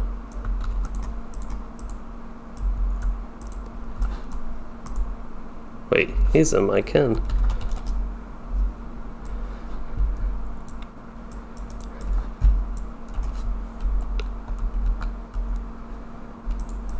Guess it's just time to run around randomly looking for bounty quests.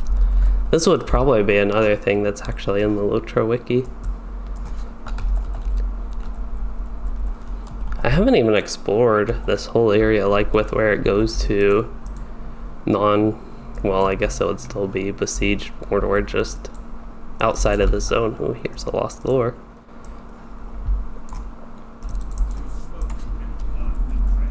Two pages over here.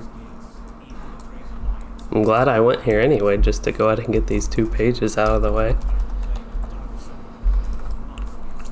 Oh, and deeds, that's another one that the LOTRO wiki is good for. Sometimes it can be a little bit difficult with the deed locations, just getting all those in an actual map. Some of the zones it has stuff like that, some of it doesn't. Oh, I needed to go back here anyway. I didn't even realize I had a quest turn in at Dingarth. So let's see if the quest gear, which looks like it's set for level 122 now, looks like it's still a little bit behind my Valor gear, but catching up, maybe? Not something I really want. That's also not really something I want.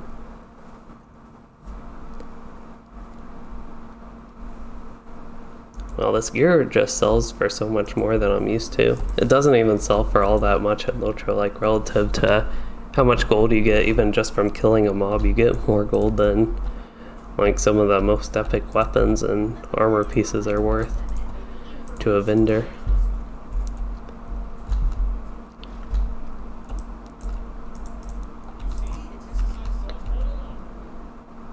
So I need to complete an instance that all is quiet, maybe. I feel like not everything's going to be quiet just because of that title.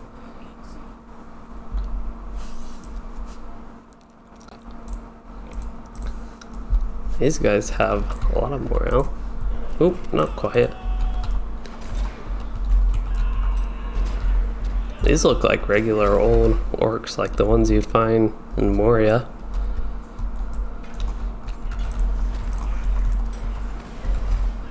The skirmisher types.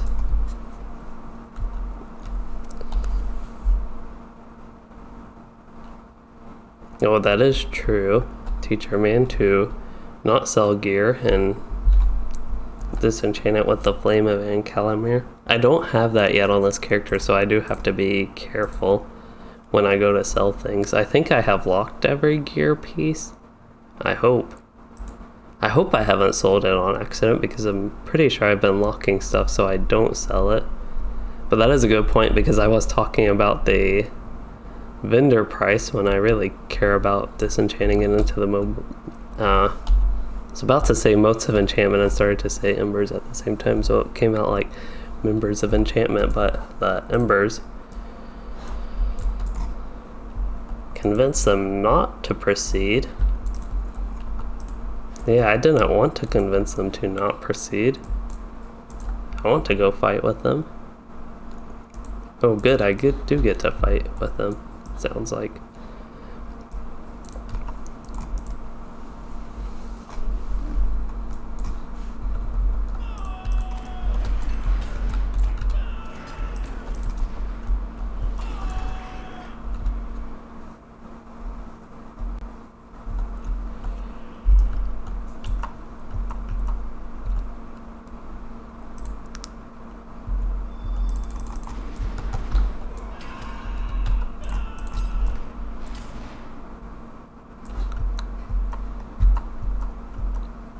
Guessing because there are Mordorim here, we have to go west.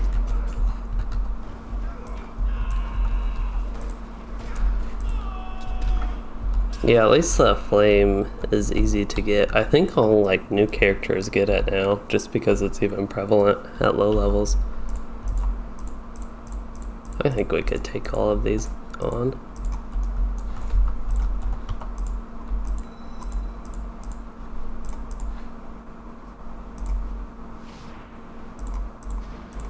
I think even the motes of enchantment barter people have like a vendor option where you can get the Flame of Encalamir.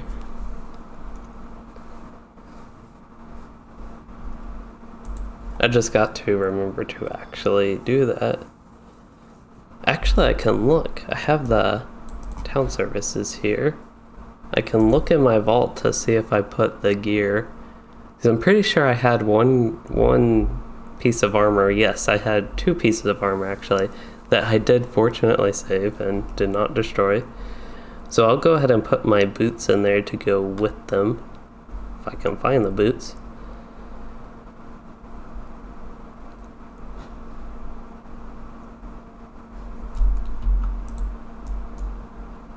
Okay, it looks like they're going to try to kill us.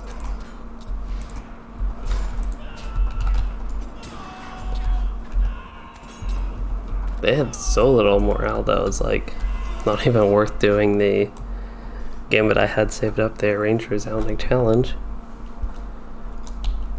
What was I in the middle of? Yes, looking for my boots.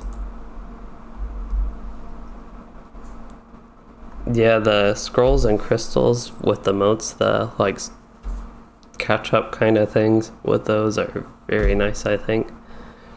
I haven't even used those on any of my other characters, like all my ones that have been up here, but I still think it's a nice thing. I cannot find what I did with the boots. There they are. Or what the auto sort did with the boots. Chest 10, I think? Nope. Chest, no. Uh-oh. Oh, this is my shared storage, that's why.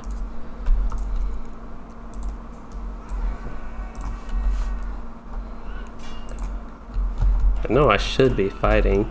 Oh my, okay, I don't really need to do that. My vault's full, but I just thought I'd put everything together there.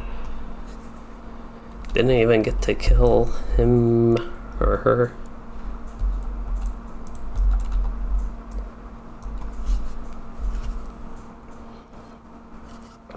Unfortunately, because of that, I haven't been paying attention to what's going on.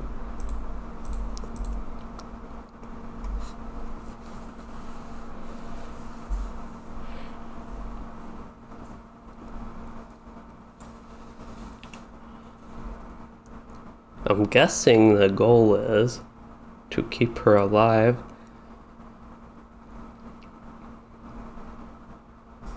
But we'll see.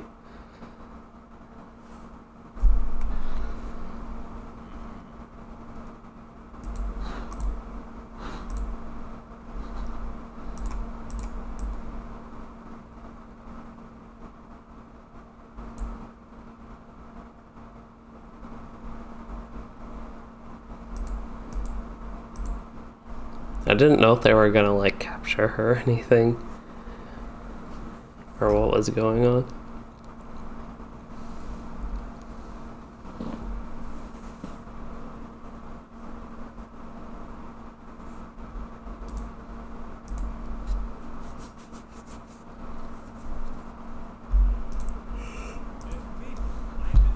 Okay, so the next quest turn in there is in Ram Rados, which is...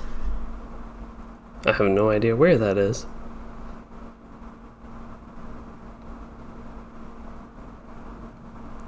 Oh, behind me.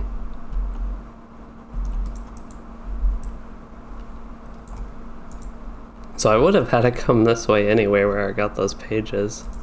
Doing the book quest here.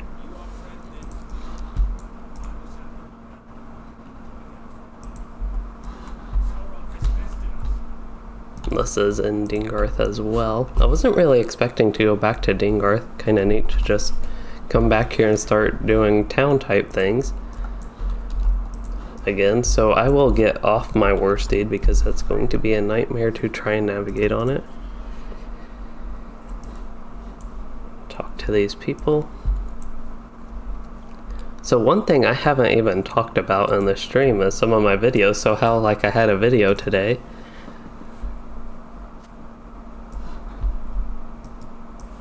Oh, I didn't know if I had to get the weapons the whole time or after I talked to like the new recruit or whatever.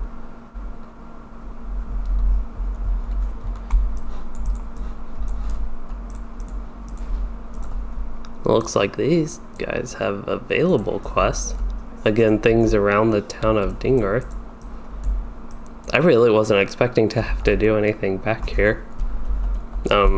This is another thing where you're like kind of sidetracked. This is doing book quests and kind of side quests associated with the book quest that's going on right now, but just something unexpected. And I think again, as far as like not following a certain way, linear progression through the zone, you're having things scattered about a bit and more kind of dynamic, I guess, with the questing. Okay, I got everything there. It's a nice time to be on a character that has a run speed boost if I'm like not going to be on my mount this whole time, just because I can run between all these things I need to do faster, like repairing the crumbling ramparts, picking up weapons, and talking to soldiers or something like that. Or did I already do everything with the soldiers that I needed to, maybe?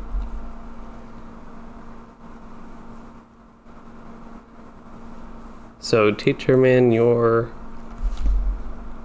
should probably put like a note, add you to my friends and put a note that you're teacher man just so I remember, but I think I'll remember that Maglor is teacher man.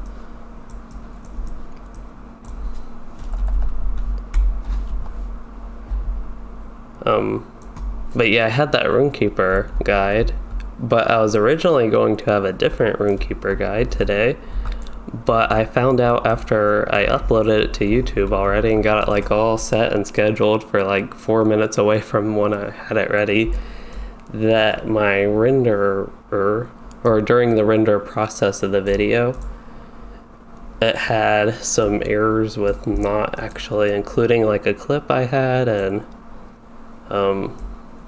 there are a couple of things that didn't go right with it. I don't know if I had an old version of the video, like before I was finished editing it somehow. And I also stopped and started rendering it multiple times because I was doing a few things on my computer, and that takes up like a ton of CPU. So sometimes I like pause it, and I paused it overnight. I went to sleep and like turned off my computer and all that and just started it in the morning again, and I've done that multiple times with videos. But anyway, the point is it had some issues, and I was kind of excited to have a different type of guide than one I've done before, and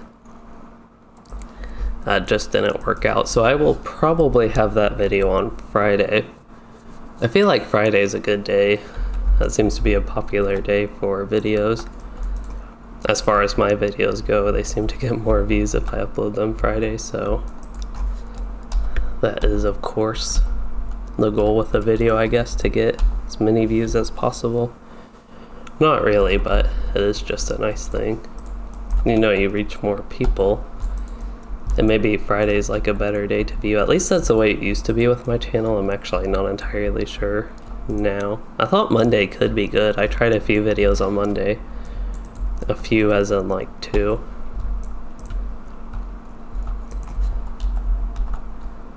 and it went okay overall. I don't remember the grindstones. I guess now that I've gotten the swords, I need to take them to the grindstone. And I actually needed to do 2 here.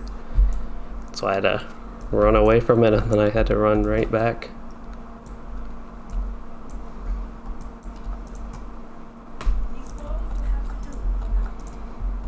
Should probably look at the whistle and see.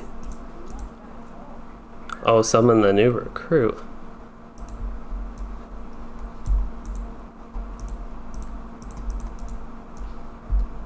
Uh-oh. Do I just need to do a turn-in? Assist Hildevar. Oh, so many quests now. That's exciting. Speak with Farther. Let's see, I'll just go up here and I guess see from here.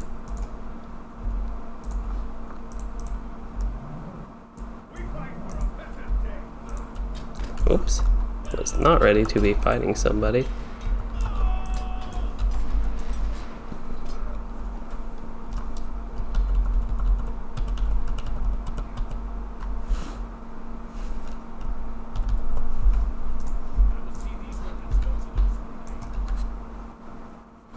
Okay, a few more things to do again. Oh. Also wasn't ready to fight again.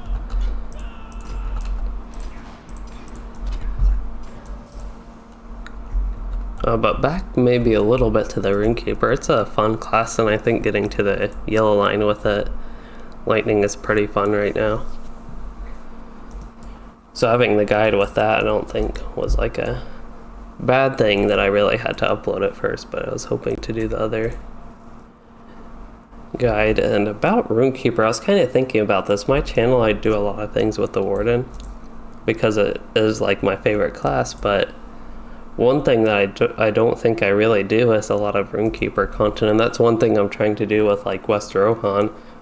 And just because I enjoy the Runekeeper a lot, but I just don't do too much on it, I notice with my channel besides the occasional guide.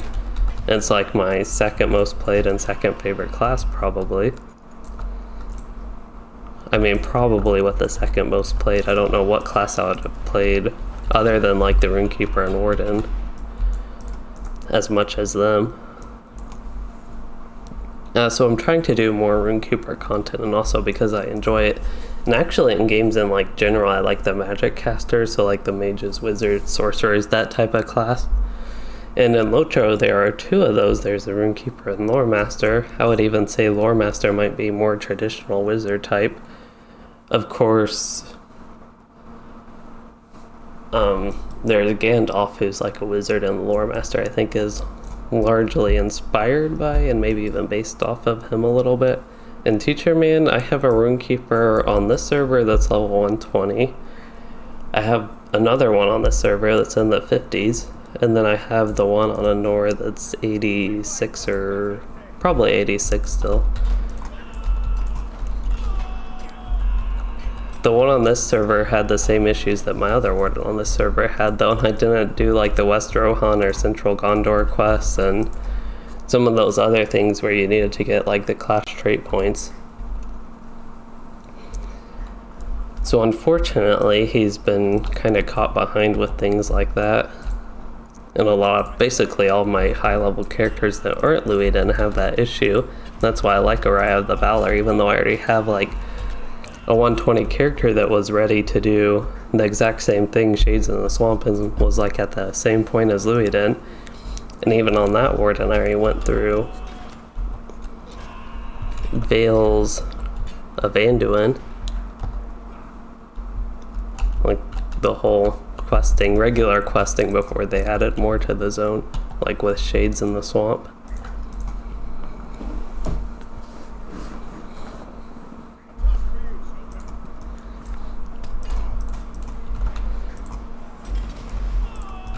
I know, I think Valor is like somewhat of a controversial thing within LOTRO, just because you can be a brand new player to the game and buy it, and then you're basically a noob at very high level and ready to run in-game content after a little bit. Maybe after going through like the Mordor Besieged and Morgul Vale content, just the Minas Morgul content, you'd be a little bit more experienced, but compared to leveling a character all the way from 1 to 130, I think that's the reason some people don't like. Wow, I have to do a lot of things here. It isn't too much boring stuff. I did get to fight some people, and it kind of makes sense what I'm doing. Usually quests like in towns like this can bore me, but I don't know, just maybe because I'm enjoying the rest of Mordor Besieged so much so far, I'm like not disliking this. So I think I am finally ready. Well, I guess I should summon who I need to summon. Looks like I have to go back to Etchhead and Edhill for a few things. And I have to collect badges from, looks like those camps that I already went to again. Perhaps the tapestries and the banners, what were they called? Something, heraldry of Lothlorien that I like planning at those two camps. Maybe I should have done the book quest back here first and then done that. So what am I doing? Etchhead and Edhill.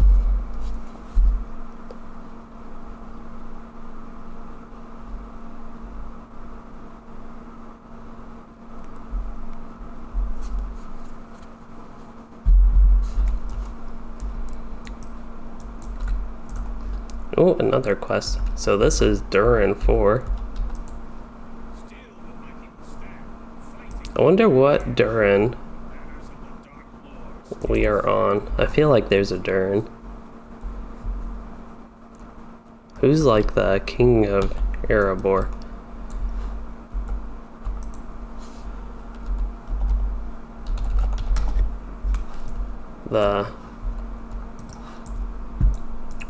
Because I'm pretty sure I didn't do too much with that, because that's when I kind of stopped enjoying the Update 22 content. I did some of it, but I just really don't remember too much. If I zoom out though, on Orthothilian, I need to go to Rovanian. There we go.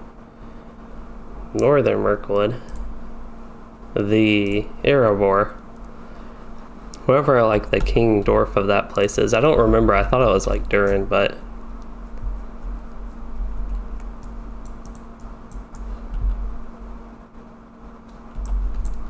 oh, so that's your runekeeper. I'm going to assume that's Teacher Man, and you are level 67. I think you said you were in Dunlin. And also going from even 120 to 130, you can really learn a lot. Yeah, I do agree with that. Because that is a lot of content. I would hope you learn your class. I have a ring here. What is that? The new recruit. Okay, so that's just the assist during the 4th part, instead of calling him Durin 4. I think it's actually Durin the 4th. To me, Durin 4 sounds like there's a whole bunch of Durins just like that exist. And because if you are like me, you'd be like really creative at naming. So you just like keep naming them Durin 1, Durin 2, Durin 3, Durin 4, but I don't think that's the way it actually is. So now I need to raise heraldry of Durin the 4th at Parth Danath and destroy heraldry of Sauron. So we kind of did a similar thing in Arandor, but I feel like I'm kind of doing these quests a little bit out of order, maybe not. But it's still enjoyable, I think, and neat that I'm going back to the middle here when it kind of in a way was feeling like I was done. Now I get to do things around the landscape a bit more again. Almost am getting Estelden vibes here. Estelden and like Eastern North Downs. Totally random, but King Thorin the Third is the one in Erebor. That is possible. Thorin was the other name I was thinking of, like Thorin's Hall. Just because it's like the other dwarf structure. Oh, that's not a quest item, that is the branches for this update. So, heraldry. Which one's the red one? Is the badges, okay. The white one is the heraldry I have to plant, and the orange one is the stuff I have to destroy. And I have just a, oh, I wanted to look. Okay, we gotta go back to Edgehead and Edhill and see if there are any of those wanted things before I continue on. And I wanted to look at Dingorth again. I looked a little bit there and didn't see any, so maybe I'll ignore that, but we're going to backtrack and totally lose all the progress with traveling. Fortunately, the Worsty travels fast, though. Hey, John Drillo. Sorry it took me a while. I kind of forgot about your message. I was planning on replying in the middle of talking, but you said welcome back, and thanks for that. Excited to be back and making videos. Very excited here at Mordor Besieged. I'm just enjoying it so much.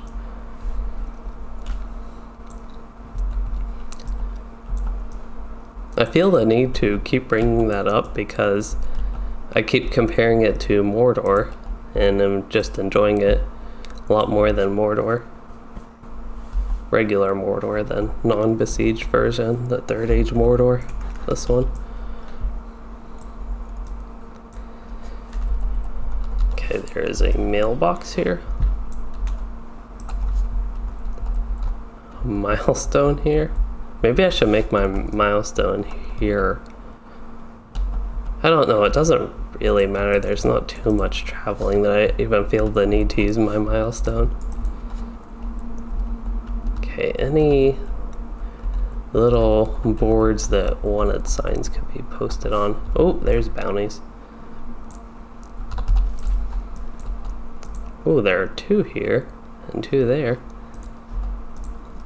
Oh, there's the Mordorim quest to kill them.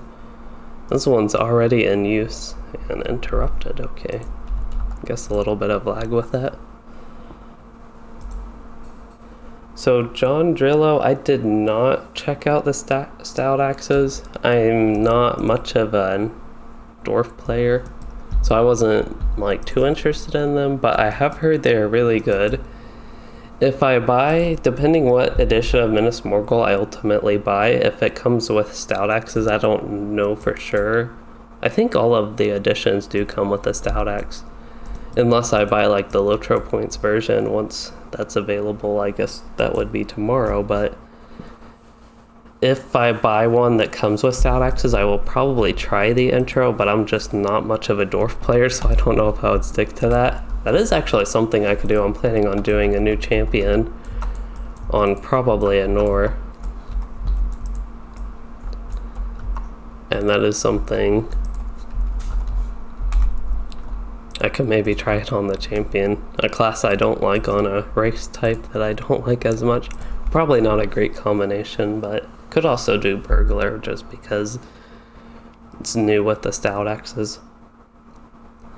But anyway, the point is I have not checked them out yet, but from what I have seen of them, I like them. Like I don't dislike dwarves. I just am not a fan of playing them as much.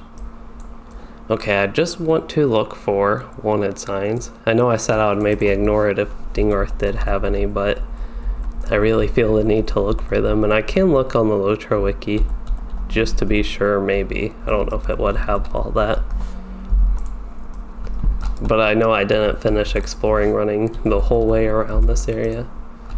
Random resting soldier in the middle of all that rubble. That is pretty neat.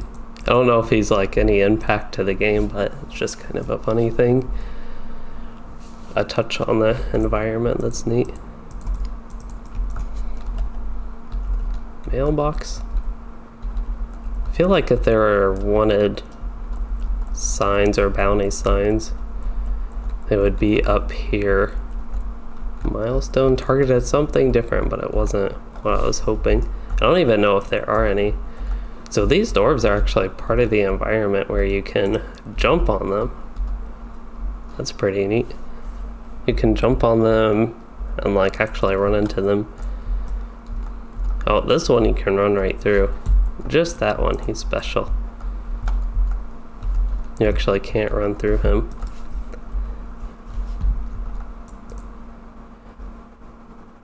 Yeah, the High Elf release, that was pretty rough, and I feel like they did a good thing by actually including the race that came out with the expansion in the expansion. That was a pretty crazy thing with the high elf. A lot of things with Mordor weren't that great. The only thing with Mordor that maybe has been better than Minas Morgul so far is Standing Stone Games. This was also partially for the 10th anniversary, but it was kind of around the same time that the like build up to Mordor was happening. Kind of hype with that was going on. They sent the gift box to some content creators, myself included with that.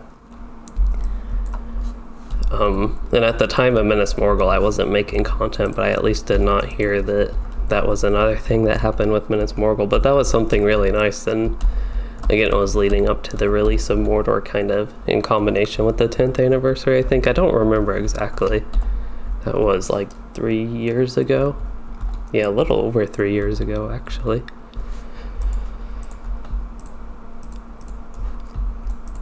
But anyway, that was totally unrelated to the high elf, and I'm not finding any... Ooh. There's something new. I think that takes you to the third age. Dora Marth. Oh, this takes you to Dora Marth third age? Let's go here. Hopefully there's one to get right back. Yeah, there's one to go to second age. So this is the inferior Mordor, in my opinion. I do not like being back here, but I feel the need to get the stable master path just because I'm here. Now I feel like I can relax again and enjoy my time where I am. Okay, so I did all that running around just looking for bounty signs, which I did not find. While I am in the swift travel, I'm going to go to the LOTRO wiki and look up a quest for Mordor Besieged. Mordor Besieged quests. Okay, bounty, scourges, Black Book of Mordor, Arandor. Bounty, bounty, bounty.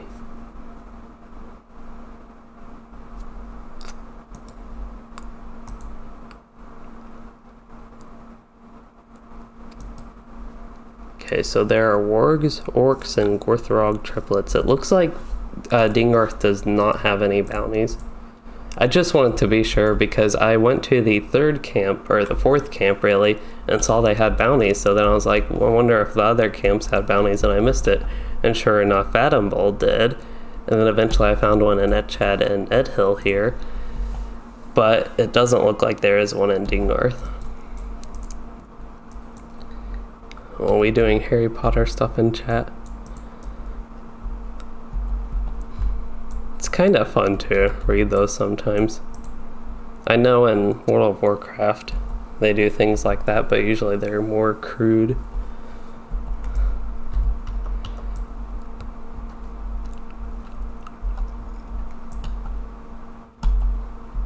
So I think I need to go here and just kill enemies down in Arandor here as my first task.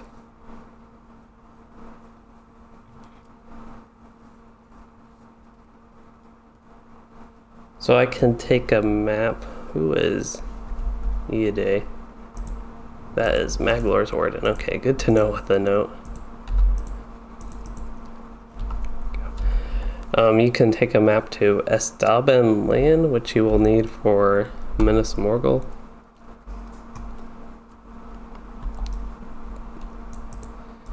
Yeah, I saw, I don't know if that's related, it's not like a map, but one of the tapestry things that you transport to the third age teleport to Minas Morgul, basically, or Morgul Vale, or rather.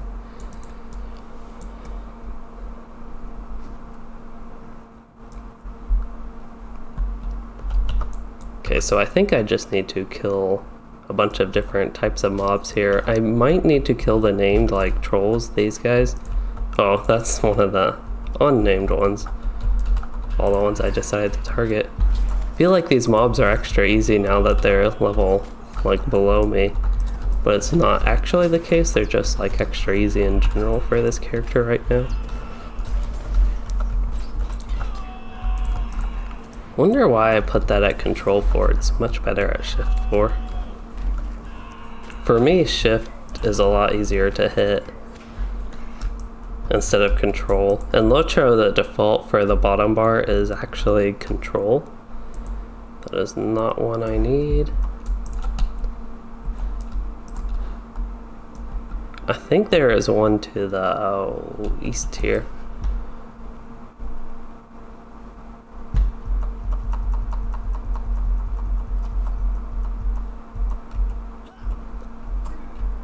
Oh, got one mana combat skill off.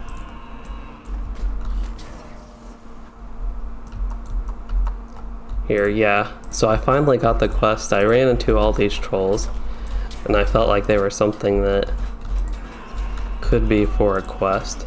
And I just thought it was odd that there were all these named mobs and like no quests, or it seemed like no deed or anything associated with them. And it was a neat thing, but now I find out there was a bounty quest for them this whole time. I just missed it. I might try going back to the yellow line. This is easier on me to play the red line, just because I have to pay attention less, and it's faster. That is one thing with like building the gambits, it's faster, so the pacing is more what I'm used to. But in the yellow line, I just like go through the landscape, the content here so fast. Teacher man, Ide. I think that's how you would pronounce that name, Ide. It's a palindrome. These are my traits for yellow line. I'll leave that up for a minute while I don't think there's... I'm targeting something. Oh, that's an artifact chest.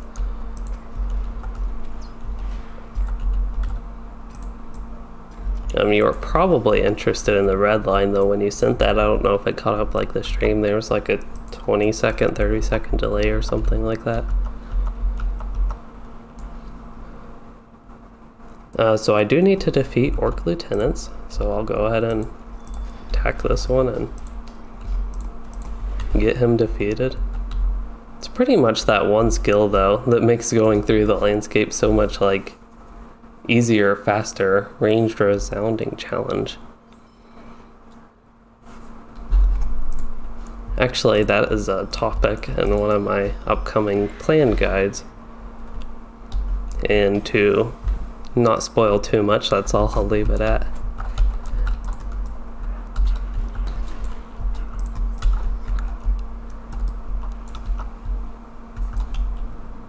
Okay, so I should have a map for the Gorthrog triplets, which are the 3 name signature ones here.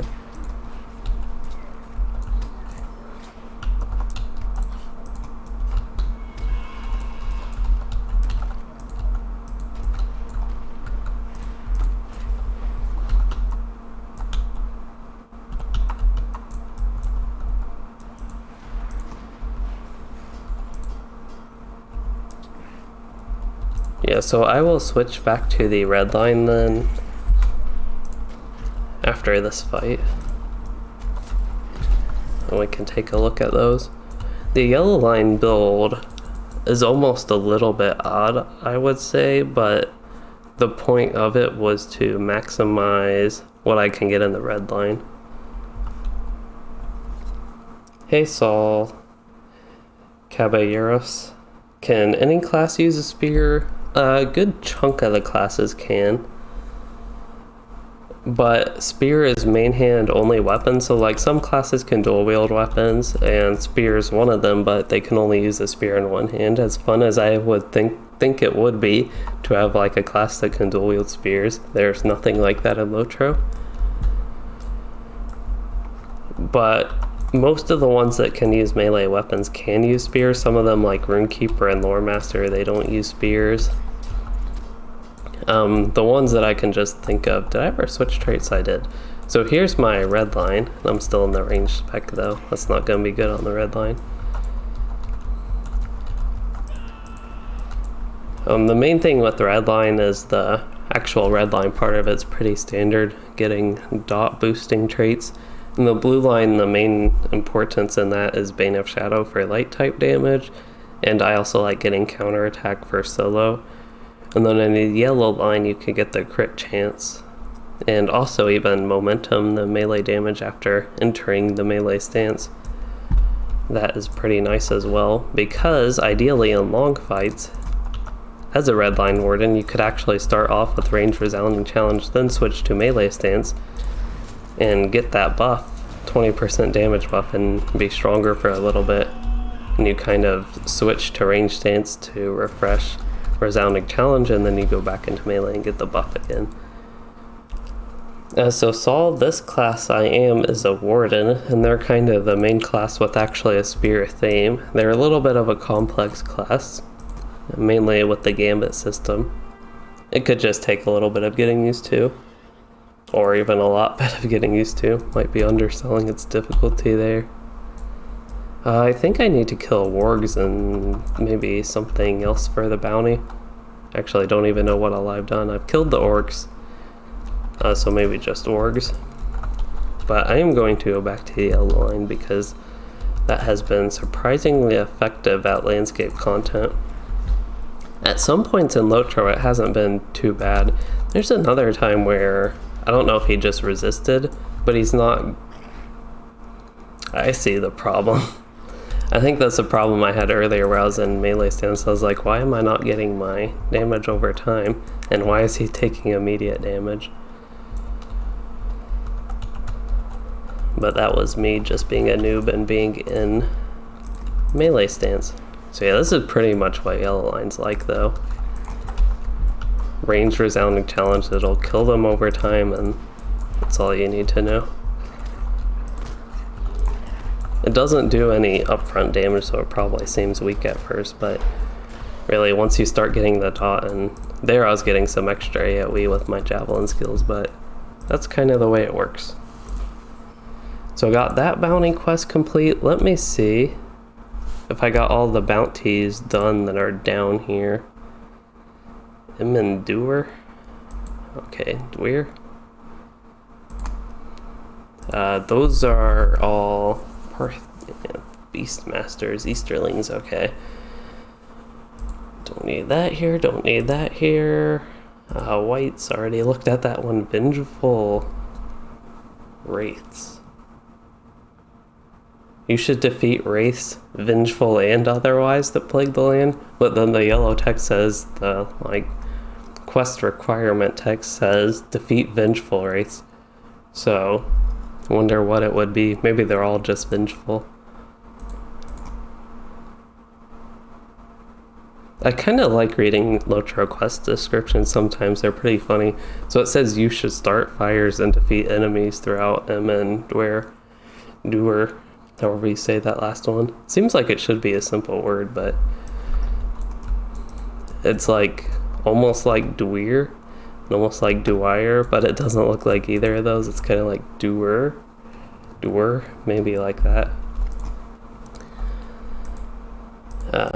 Anyway, I am done with the bounty quests I want to do down here. I just wanted to do those because I missed them. I don't even think there's like a super big reward. You do get the sigils of Imlad Ithil and like reputation and XP and all that good stuff, but nothing like super fancy from it.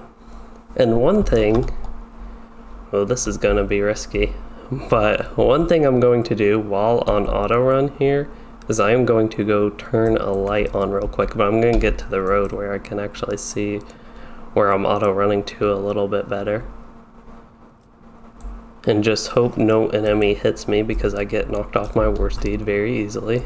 Here I'm running into a org, but I will be right back, and I got knocked off, but be right back in a second.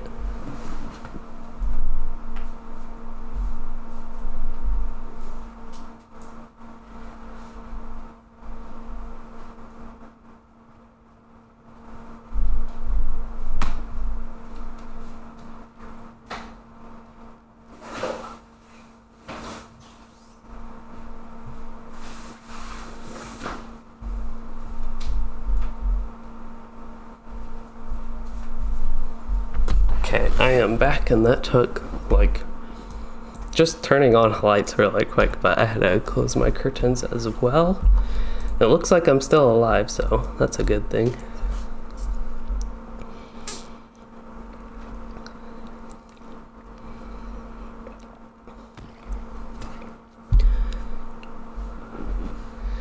I don't like drinking a lot right before bed, because then I have to wake up and use the restroom, but Also, during a stream, I gotta keep my mouth where I can actually talk and make somewhat of sense.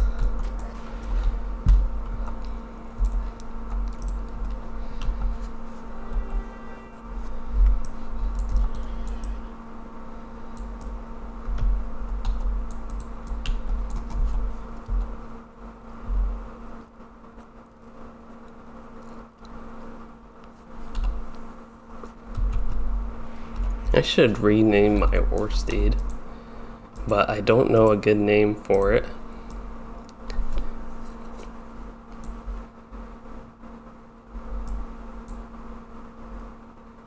Louis Steed is a bad name. It's not, I don't think that's a good name for a horse steed, because that would kind of fit into the Loueyden name a little bit. Okay, got my one range resounding challenge, and now I can just use these and they should die, except a couple of them didn't get hit by it.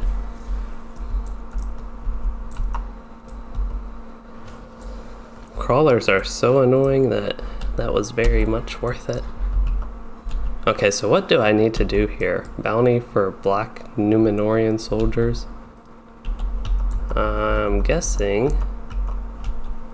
I think there are a few scattered throughout. Oh, the red. Okay, the red is up there in that towery area. I forgot the name of it.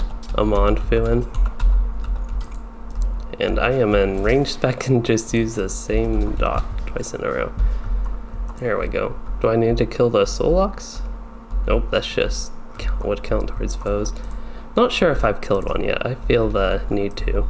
I probably have killed one, but anyway, I want to kill 2 more.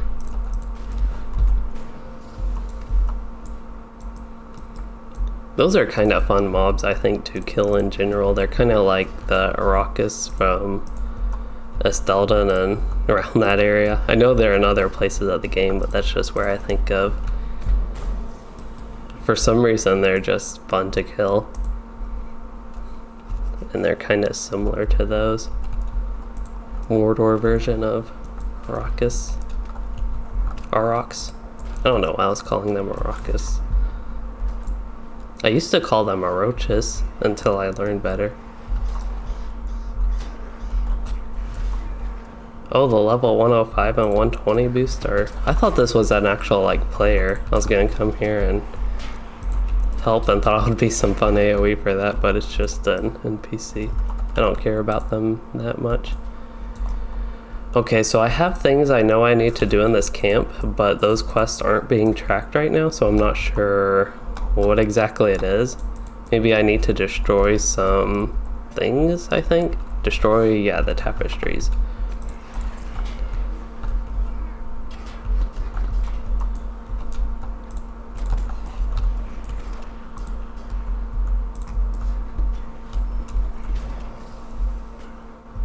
So Dan's Adventures, you just noticed they have the level 105 and 120 boost set to the same price. I don't know if I feel like I started rating that, maybe it's just in my head. I don't think I can look on Loueyden, and you all can't see the store anyway, if I did. But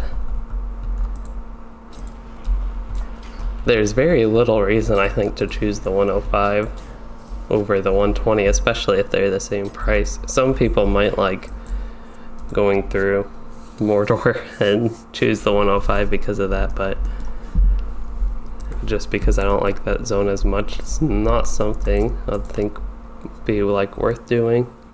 Is the price still $69.95 LOTRO points for the boost? Just curiously. I got it when it was 50% off, and I'm thinking it was actually... Do I need to kill? I do not need to kill Fuluk. He's another named troll, though, and so far I haven't found a quest for him.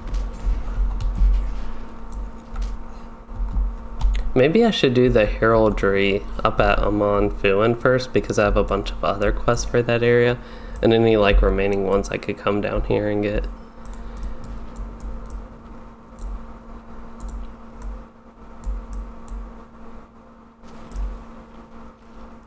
But just because I see 2 here, I can go ahead and get them. made quite a bit of my, well, I shouldn't say quite a bit of my gold back. I've made like 20 gold back, I think. I don't even remember exactly what I started at. But since I spent like 500. Oh, you sent me some food, Ide / teacher man / Maglor, I guess.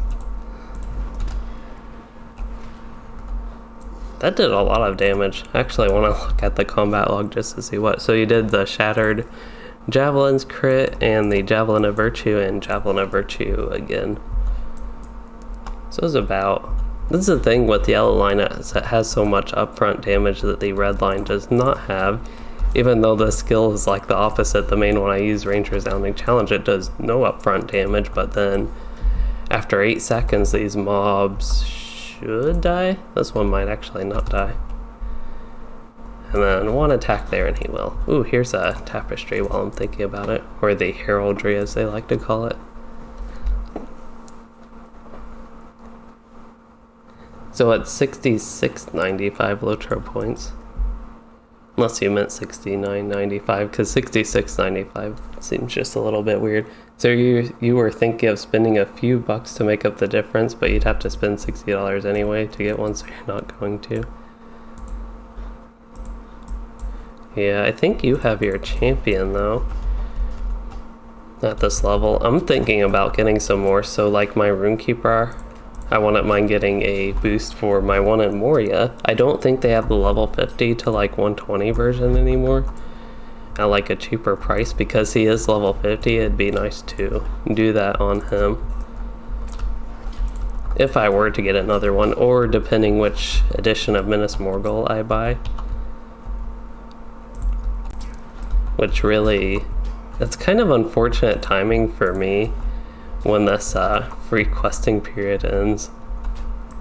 Like, it's been going a long time, so it's fortunate to have it anyway, but as far as when it is ending, just because I'm getting used to it and not having to buy like Minas Morgul right away, it's just an unfortunate time that it's going away, because I have like a couple of weeks to a month or so until I can decide basically how much money I can spend on stuff like that.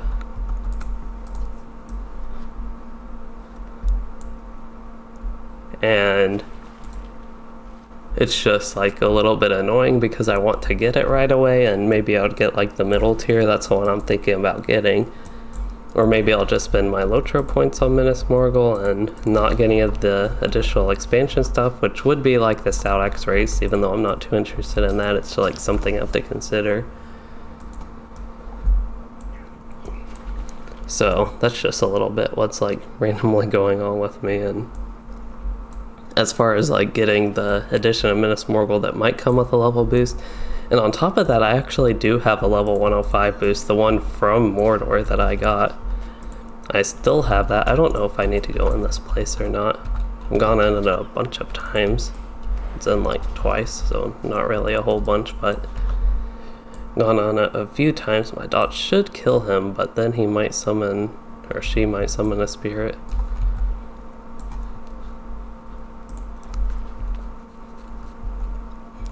But yeah, I keep forgetting about that level 105 boost I have. I think I was so hesitant to use that at first because I didn't know well what class to use it on. And I didn't know if it would be as bad as the level 95 boost, which as far as that one goes, it was not that great for a character boost in the game. And they have made it since the 105 one better, and I feel like the 120 one is like by far the best addition and comes with the most stuff that you would expect like a level 120 character, one ready to enter Minas Morgul to already have. And I just realized I am just like aimlessly killing things again, which is okay because it's fun, but I should probably try to make some progress on my quest. I do need to defeat the Mordor, so that is something. And there is a chest there. I think I also need to defeat the Numenorian here. I think I'm actually not going to use Range Resounding Challenge. One thing I noticed with this playstyle, the yellow line just being different compared to the old one, I'm not hoping as much for like seize the moment and something that's almost an afterthought. It used to be the main component of Yellow Line for landscape type stuff, at least from my experience on it. And it was enjoyable, but just using Range Resounding Challenge and doing actual melee AoE gambits is something I'm not as used to. And even when I do get Seize the Moment, it'd be good to like seize the moment and take the opportunity of that to use instant gambit masteries without a cooldown.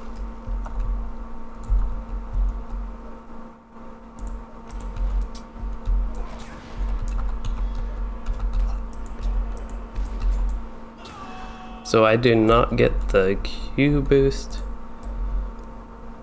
The level boost, I'm guessing, is what you're talking about with the LP expansion.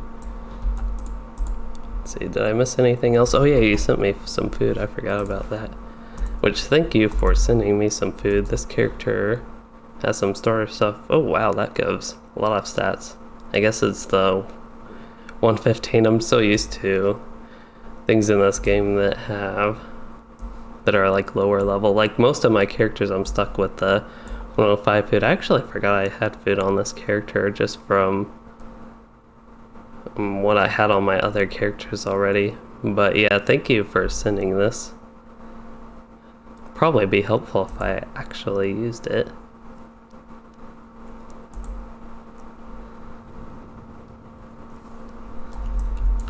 And that reminds me, can use all this stuff be fully outkitted for this and just make it go by a little bit smoother. One thing that's odd with the fire oils is they don't affect ranged gambits, which kind of makes sense. There'd be a lot of things that like switch to tactical fire damage. And like if you used light oil, wardens have a lot of things that boost light damage, and if all your ranged gambits did light damage, like just thinking a plain gambit like this, if instead of the common damage there it did light damage, and even maybe the bleed from it was light damage instead with light oil, it'd be pretty crazy. But as far as quests, I need to destroy 2 more heraldry. I don't know if there are any more here in the whatever place I'm in, Amon Fuin, or not. I totally messed up my gambits there. Should have already had Range Resounding Challenge and been running away. There is a blue quest here for Bounty to destroy, not destroy, but defeat. I guess you destroy them if you defeat them, the Mordorim. Wanted to call them Angmorim. There's a time I actually use Seize the Moment. Oh, got that bad dot on me. Got it off of me. Yeah, and just with having ranged mobs, actually playing the yellow line is more convenient because you have like all this range stuff here. If you're just in range stance, it's easier to hit ranged mobs. So it looks like I have a few circles for what I need to do, so head west. I need to kill a Mordorim hopeful. So is that just like any Mordorim, or a specific Mordorim type, I'm guessing, that can drop the badge I need? I think that's what I need here. The Easterling might be in a different area. But here is a tapestry or a heraldry. They look like tapestry, they look like banners, and I think that's what they're supposed to be, but I'm not actually calling them what they are in the game. That's where I was really able to use Seize the Moment and got a lot of stuff off from it. Oops, not paying attention. So the Discord server, I would probably be interested in joining that.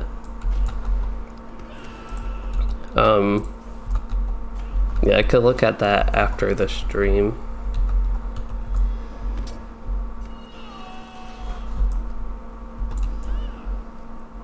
Which would probably actually be tomorrow, because after the stream I plan to go like straight to bed. Tomorrow I will be a little bit more busy. Have to do stuff to get ready for Wednesday, and because I'm not sure of the Minas Morgul situation, if I will be able to do that. So I'm not entirely sure what I'm going to do. Maybe I'll do like Helm's Deep. Even though I'll have Helm's Deep actually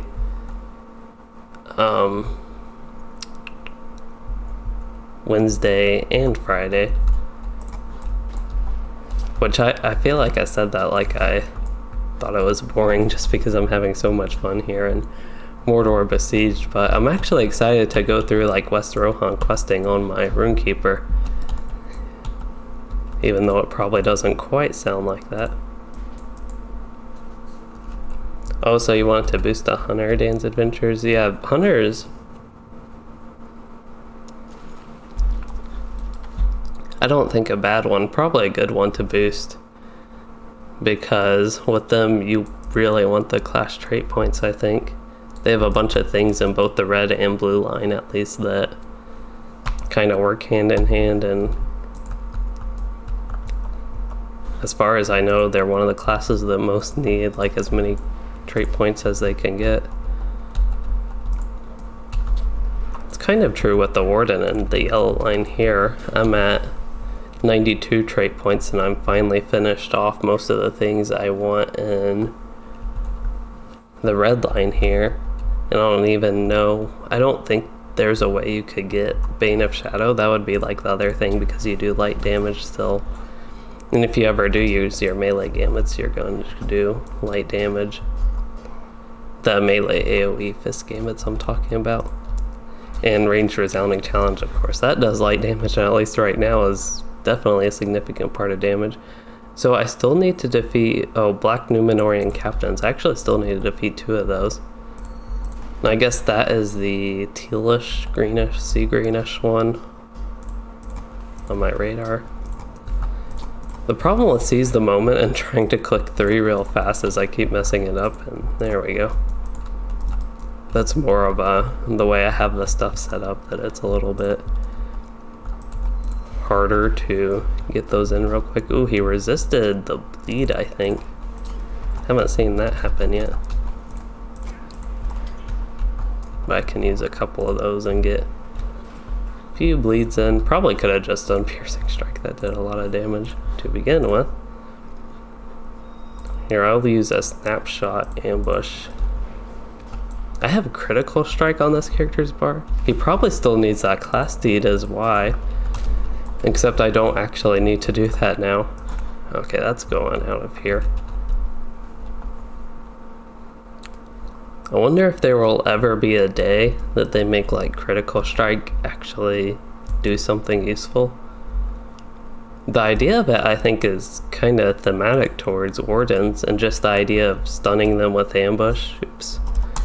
Stunning them with ambush, and then you go up and Critical Strike with your spear, or whatever weapon you have. I think spear fits the theme with that. And that sounds like a Warden-y thing to me, but... So this guy, I'm guessing, is a Nazgul, not a Kargul, as I called him earlier, and one of those like 3 or 6 mans. I think that is Elite Master Border, if I remember correctly. Yeah, so that's probably one of the ones you're supposed to do with 3 people. Wonder if it's something that's soloable. Maybe that'll be my goal at 1:30, to come back and solo that thing. Here, I'll take a screenshot to remember. And I'll get lost in a big sea of screenshots by the time I actually get to that. Anyway, I need to raise 4 more heraldry. And I have a lot of bounties still. And I only have 1 complete quest ready to turn in. And I also have some quests way up here for that one town I keep forgetting the name of, Barthos.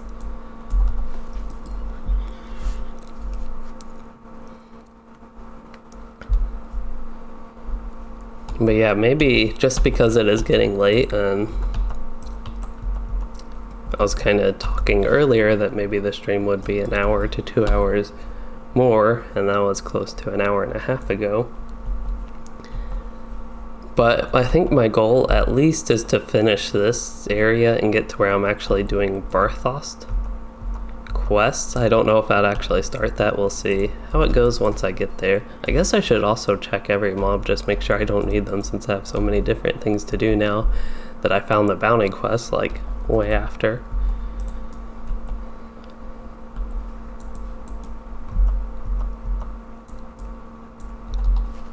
Do I need those little dark wandering glooms? Defeat foes, start fires. Don't know where I'm supposed to start the fires. Is that chapter 12.2? Nope.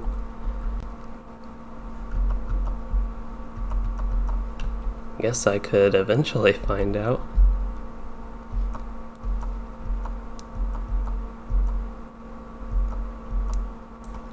Let's just see, I'll kill a few of these enemies and see what happens.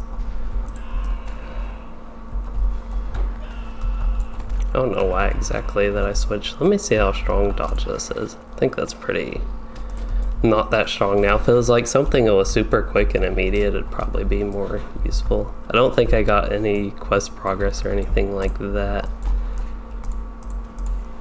What did the Wandering Gloom say it counted for? Just defeat foes. Okay.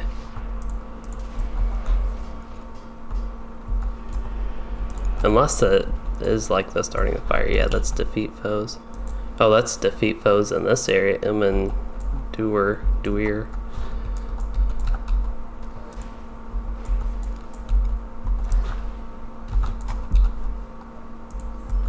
Okay, so you sent me mail with the Discord channel. So I think maybe, tomorrow morning that would be tough. Whenever I get to crafting on this character again before I like stream on him, thinking tomorrow morning is when I will get to that. Maybe after the stream. I can just quickly do that. It's not something that takes that long. So I got the Easterling badge of rank that I needed, so that's another quest that's done, but I need to go back west here. What's that white quest? Heraldry of Durin Fort. Yeah, that's the thing I need to be doing. I just don't know where I start these fires. Fires and oh, that's one of the quests for the east that I'll be doing over there. It's probably those rings, so don't need to worry about that one either. So I guess I'm actually doing better with quest progress than I thought. I was looking at all these things, but don't think I actually have that much to do. I do have enmity of orcs. Just need 18 more defeated. Eventually that's something that's like easy to complete, but because this character was only like level 40, 41 maybe, something like that when I boosted him, he did not have it done yet. I think I did go through North Downs though. Did I? But I guess I didn't kill enough orcs in there, because I kind of remember going through Doldenen, at least on this character, and going through North Downs. So whites don't have anything to do with them. The glooms, they count towards the quest in the east that I don't need right now. Okay, so I will mount up after I get the next one done. Well, I'm back in range stance. I didn't even realize I was thinking I switched to melee stance and just thought I hadn't switched back yet.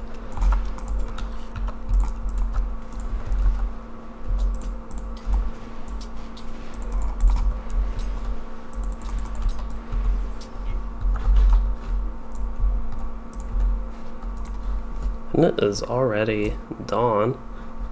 Yeah, I noticed it was getting light out. I almost forgot it was night because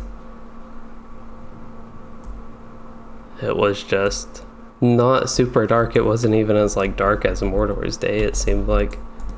Maybe I'm misremembering Mordor a little bit with that, but yeah.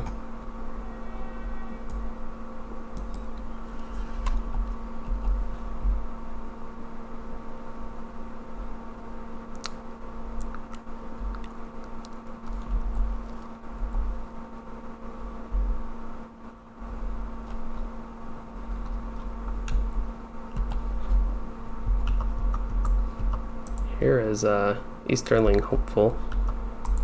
And Beastmaster, I had a bounty for them. I have to defeat 4 of them actually.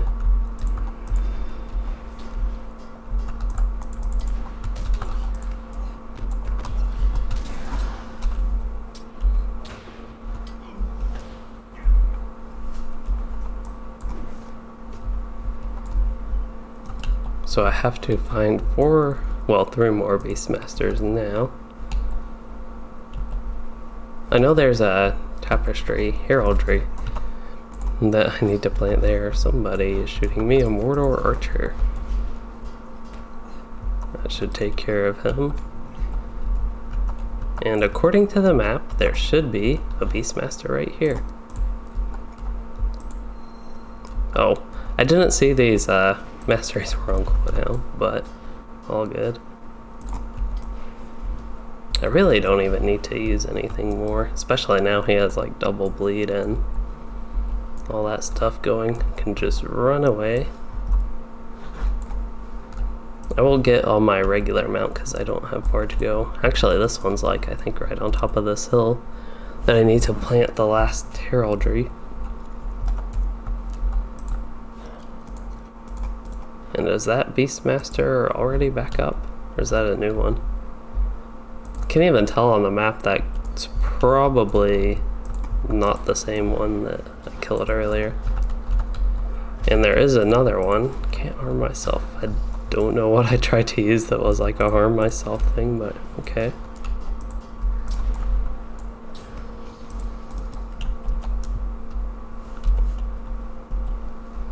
Okay, that will be all of the Beastmasters I need, so go ahead and actually finish him, and then, oh, I still need to defeat whites, but the whites are in Emender, so they're to the east.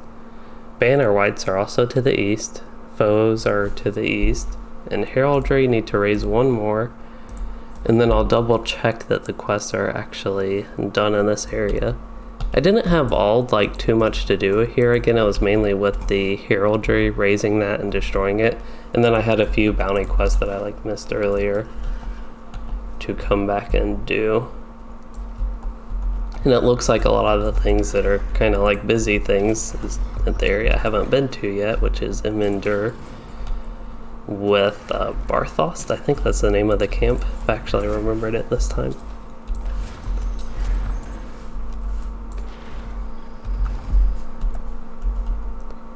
Ooh, my inventory is getting full, so I'll go ahead and filter all the third ages that I do not want.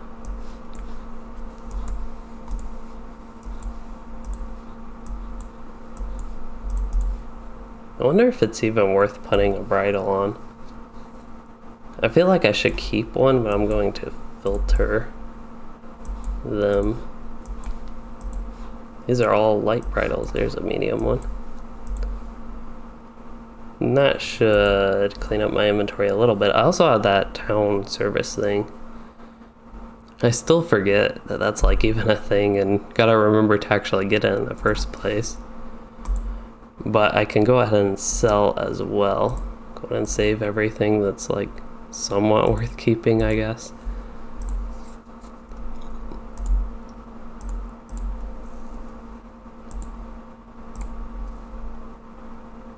I don't know why I'm getting some like randomly just some low level scholar mats. It's another 10 gold. And repair, I don't need to repair because I have that subscriber's dog buff.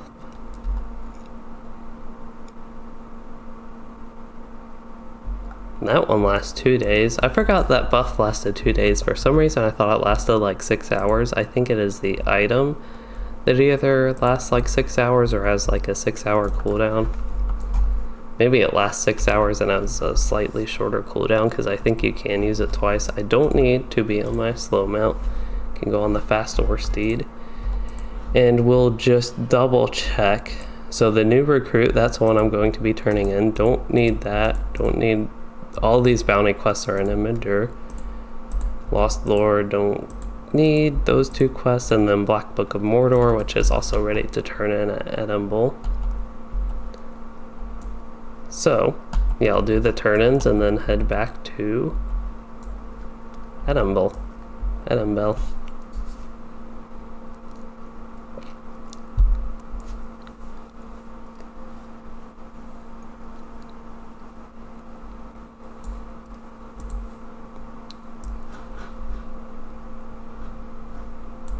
There is even a little bit of green like in the grass. It's not like all completely dead and yellow and brownish. But I think even having that tiny bit of green, even though it's not like a strong green, it's a pale type green, like a pastel colored, but having that in the mix also just makes the environment look a little bit more appealing. In a way, even if like all the stuff here is dead and you don't have very lush and active wildlife, or at least like plants type wildlife, there's all these animals. You have a lot of the animals that are in Ingmar.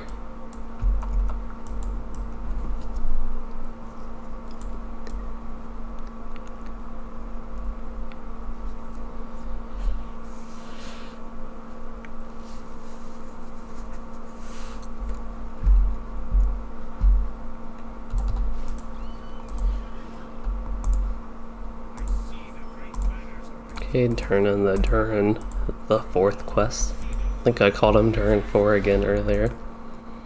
New recruit, just to see. Looks like it like auto switched what I need to do. So now I need to go to Adambull. And I have a white quest, the new recruit, which is all over Arandor for some reason. Oh, defeat foes in Arandor. It's kind of weird that I am going back. I don't know, maybe I just like totally missed something with the path of the quest, but that I like keep going back, and I even went backwards from here to back to Arandor, so maybe it's not that I'm like doing it out of order, but it almost makes it feel that way. Maybe if I paid attention to the story a little bit more, it'd make more sense. But we'll go to Adambull here. I don't think it's Adambull because it'd be LE if it was, I think. So maybe Adam Bell is right. I just think Adam Bell, like 2 L's, like regular Bell has, but I don't know. I'll just be really inconsistent with what I actually call it. So this is a travel quest. What are we on? Book 12, Chapter 2? If I saw that correct, that we are on Book 12, Chapter 2, or Chapter 12.2. Here, then it kind of makes sense that like point 1 would be and point 2 like restarting through the area. There's Elendil,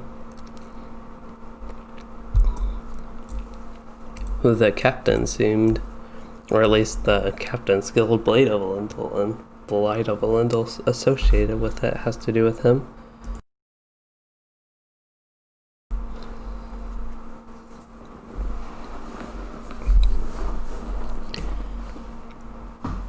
The weather has been nice where I live, so I've had like open windows whenever I've been home, but now it's getting a little bit warm. I have everything shut. Also because it's like getting late and like I would probably have them shut at this time anyway, but the point is like during the stream I shut the windows for the noise in the background that just having that open would cause, and all the noise I make doing the stream with all the talking. I don't think that'd be like too bad, but I don't have like my air conditioner on. It's kind of the point. I think it's getting warm here.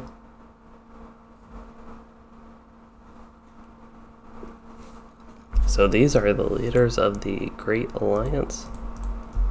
Durin. Oh, it's regular Durin, not Durin the 4th. Unless it actually is like Durin and then Durin 4. This is Lindelen. Glorfindel. Anarian, almost like a Norian, maybe slight variation on that. Isildur is back. Círdan. Elrond, he's here. Durin.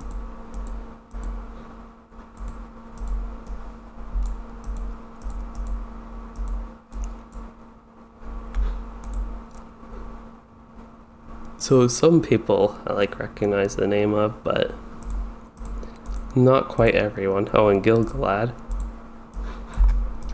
And these people, Tarandil, Vimasil, not sure if that's the actual name, Meldorin, and Ornaher.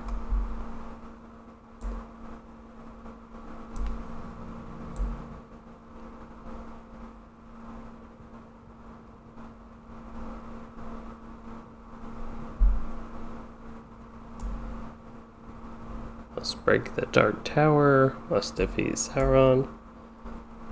Then randomly somebody's asking what's the max level these days.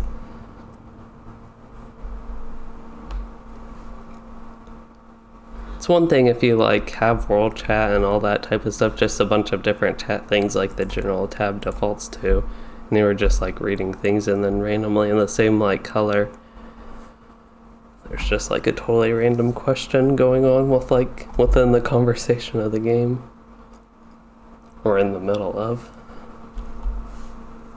I have so many loot boxes, I really don't need this many. I want basically 4. But I'm not sure, maybe these are actually things that sell in the auction house. I somehow doubt it. I actually have that thing, I forget this has an auction house within it.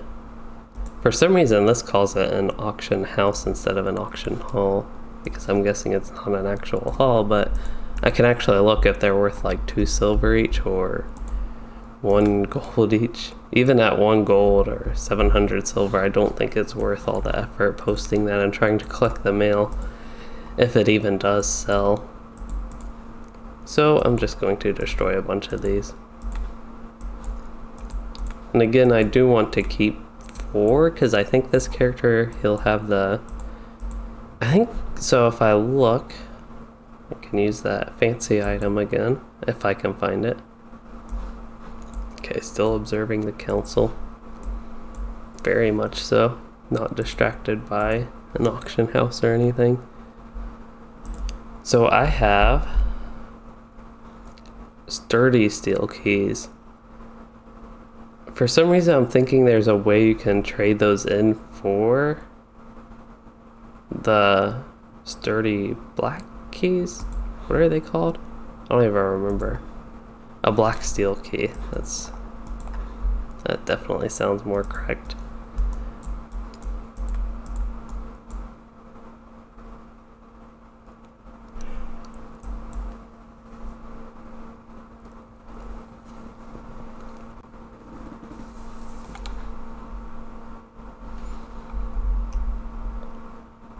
But yeah, I'm not sure. I'll have to look into, I think at like Lalia's Market, I want to say.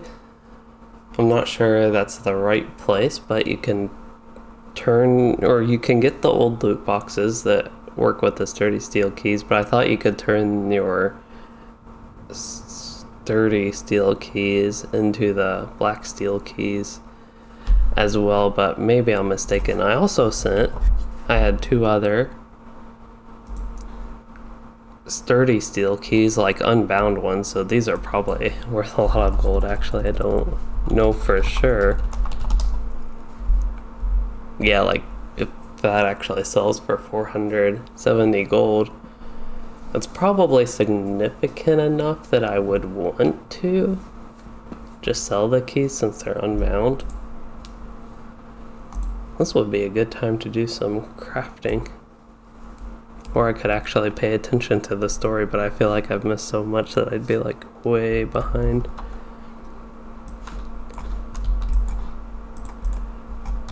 I don't know if any like viewers or people that watch have any comments about like trying to follow the story better. Do let me know, but it's just something I don't usually do too much. One of the hobbit looking people have come to join us now. I think we have about every race in LOTRO here then. We have dwarves. Well, we have Durin. We have 1 hobbit looking Tuca. And then some humans and some elves.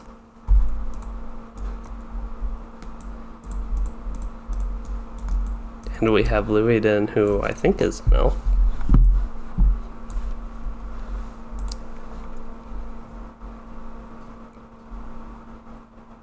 I see a lot of people talk about that, but as far as I am concerned, it has insane stats, and it's much better than my pocket item, and my pocket item is much better than the old level 30 something one I had. That's just like so many stats. The amount of stat, like the huge stat jump I think it kind of started with Mordor, but for Mordor on is crazy. They've kind of gone the way of WoW with that. And one thing with WoW that I don't like is within the expansions there's a huge stat jump. I don't know if it's as much of an issue with LOTRO, but at least between the updates it seems like LOTRO's gotten pretty big on the stat jumps. But as long as there's not like double or triple the stats from like one piece of gear at the beginning of level 130 to your end game gear, I think it would be better if that's not the case.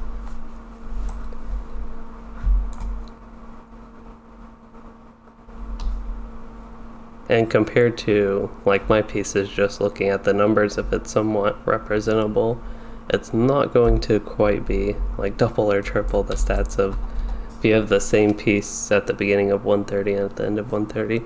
So Teacher Man, who I am in his kinship in LOTRO now, I wonder, is he an officer? I didn't think he was the leader, but it's possible. Who's the leader? JT Coop? So weird seeing a lot of like level 130 players, because not only am I used to being on a kin basically only in Anor, where everybody's like level 95 and below. Yeah, captains with 700k morale, that's crazy. Oh, I need to talk to somebody. Here I am just sitting here doing nothing.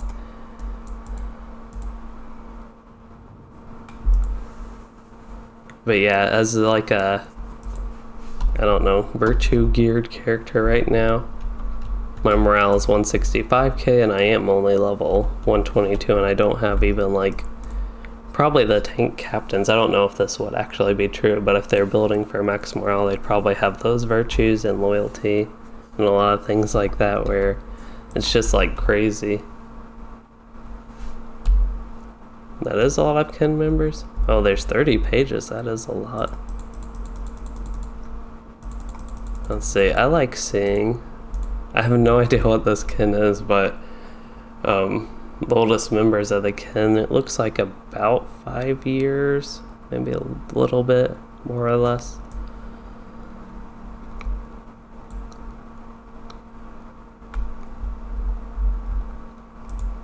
It's kind of crazy. My old kin in Arkenstone. So your main are officers, and you have a couple 130s.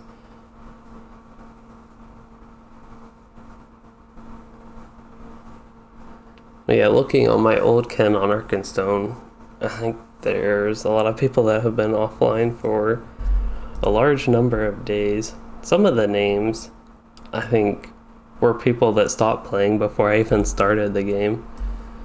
And then some people I recognize from like way back a little bit. Oh, you thought all those people were online Dan's Adventures? Yeah, that would be crazy if 30 pages of people were all online.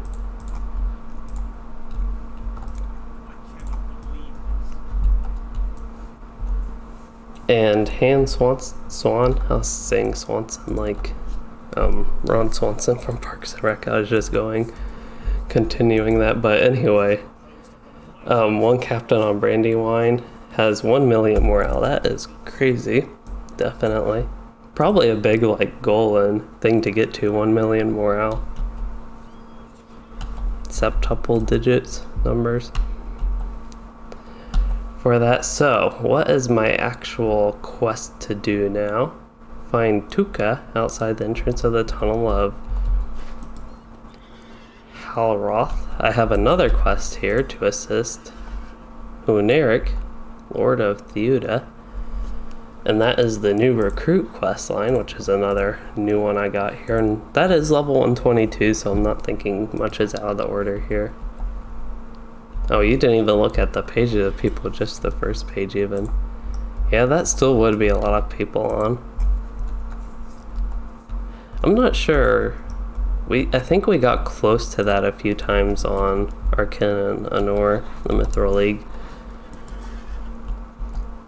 I don't remember if we ever had 2 pages of people online, but during like the peak times with Honor and everything going on there, Narkin wasn't even like one of the biggest, but it wasn't tiny either. It's still not tiny. There's There and Back Again's the biggest kin on Honor. There might be a couple other bigger ones, but we're actually getting to where, just with the relatively lower population on the server, that we're like one of the bigger ones. It seems like it may not be the case. So what am I doing here? I am doing things, that is what I know. Heraldry of Theoda. Oh, more heraldry. They really like their heraldry here. I think it's kind of interesting. And it's something that keeps making me like go around and around. Not in a bad way, just because I like this area and keep exploring it again, and I guess it makes sense as time goes on. You want to keep raising heraldry for different people. Because I have actually done some heraldry so far in this area. I did a lot with raising and destroying, I think, a Mokshapat and Bauer Cossack, maybe even. The Loueyden.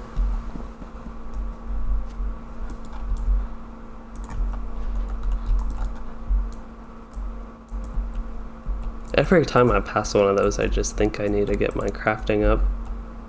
Hey, Sanium. Good to see you, and you're wondering how long LOTRO will last. That is a good question.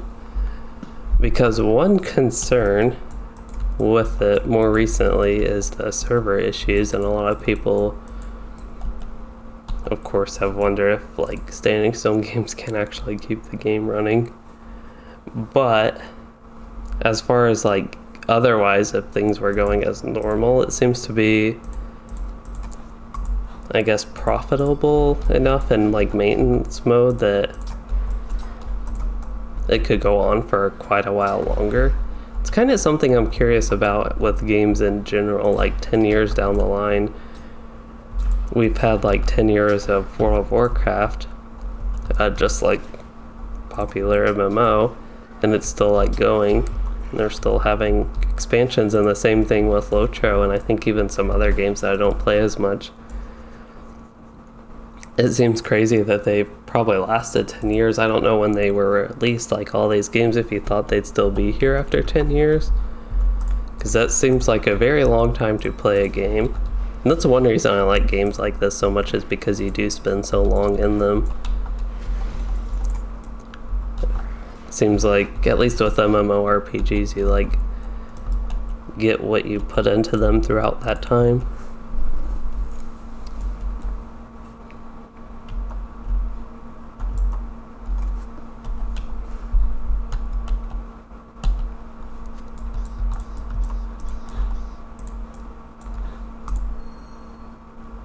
Shumok and Shumok again. There's 2 Shumoks. I thought that was like a name troll. Maybe 2 of them just spawned on accident.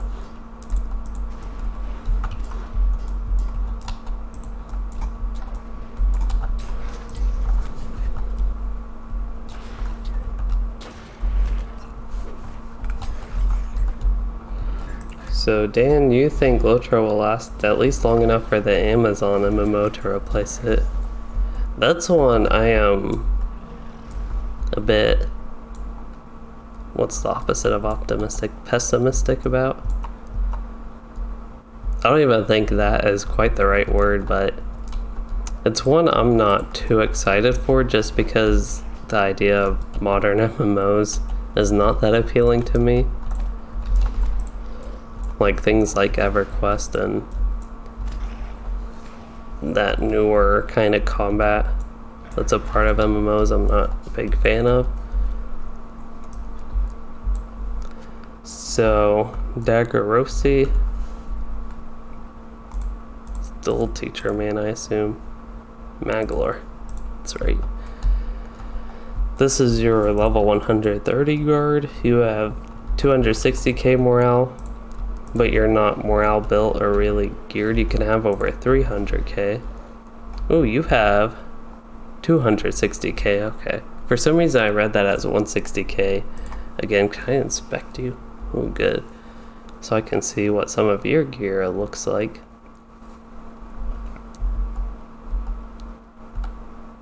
Kind of curious just seeing like level 130 pieces, how it compares to the crazy gear that I got from the Valor. I don't know what I need to do here. Raise heraldry. Yep, getting distracted by killing orgs. I'd say a zone is good to me if I can get distracted by killing things. Like if it's a zone where I don't really want to kill anything in it, that probably means it's a bad zone to me. Which, as far as this zone goes, it is a good sign that I can just run around and kill orgs and be happy. But I need to actually do the quest and raise heraldry, but I can also kill a bunch of orgs on the way to doing that.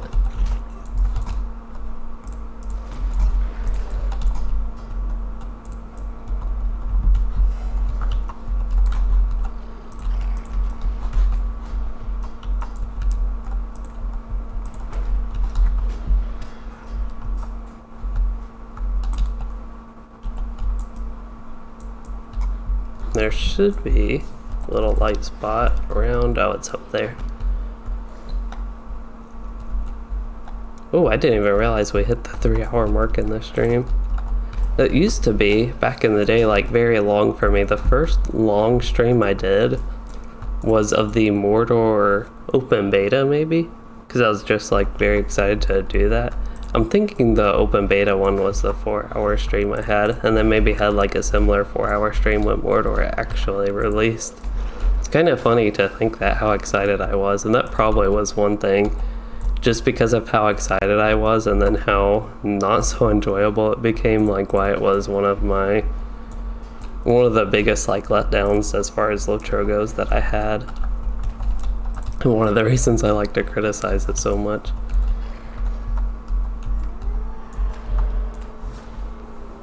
Yeah, but that's kind of when I started with the longer streams. Oh, so I never finished reading Dan's message. I think a bleed knocked me off my worsted or something. Because I got on it and then said you have been dismounted. Yep, that dot that was on me knocked me off. That's pretty crazy just how squishy the worsted is trying to run around with mobs.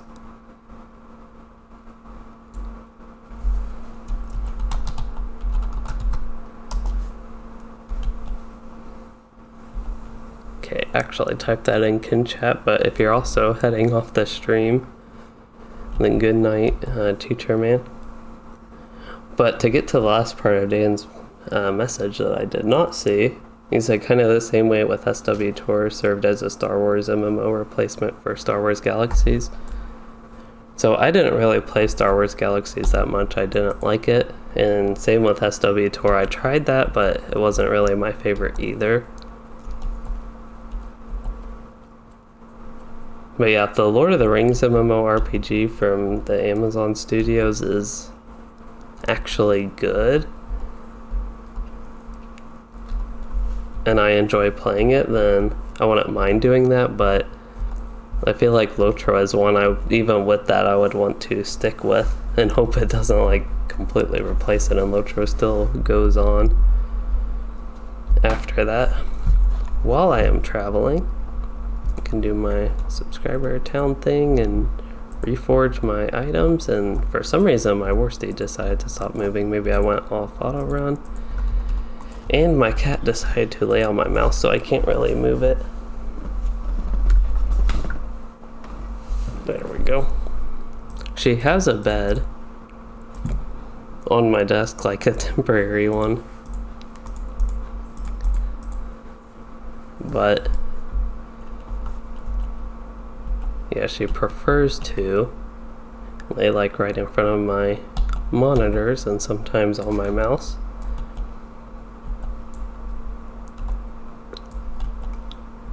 And my other cat usually doesn't bother me as much, unless it's like food time. What game would I move to if LOTRO were shut down by the end of 2020? I will get to that after Sanium's message, which he just said that so many online games he used to play are dead online. You loved Chrome Hounds? Haven't heard of that one. Lost Planet, I think I've heard of. Dead or Alive 4 I have. And you can't play them online anymore. You missed the Xbox 360 days, and getting old sucks. Yeah, I actually liked the Xbox 360. That was probably the console I played the most. Maybe. The other contender for the console that I played the most would be Nintendo 64, which is like totally different.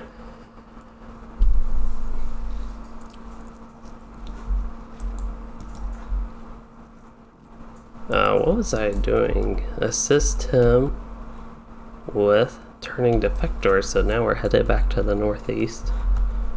So going to do a few more quests. I'm trying to get where I can actually get to Barthost and be done with this area. Not that I like want to get it done and out of the way, but just to have like a fresh start in a new town for the next stream. And Teacher Man said he was going to be on the stream for a bit more. That is good to know. I'm glad you are staying here.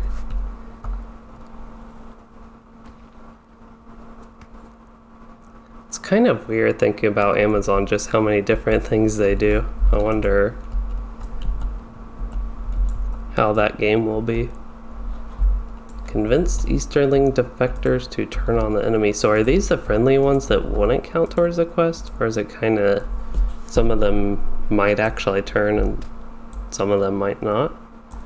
Too far away. That is very rude of him to run away while I'm trying to do this, and rude of this hill heaver. Then I did my AoE javelin splash onto the signature, who should be defeated momentarily.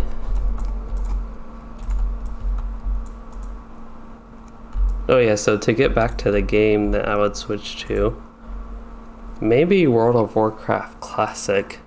Not World of Warcraft, but yeah, probably Classic WoW.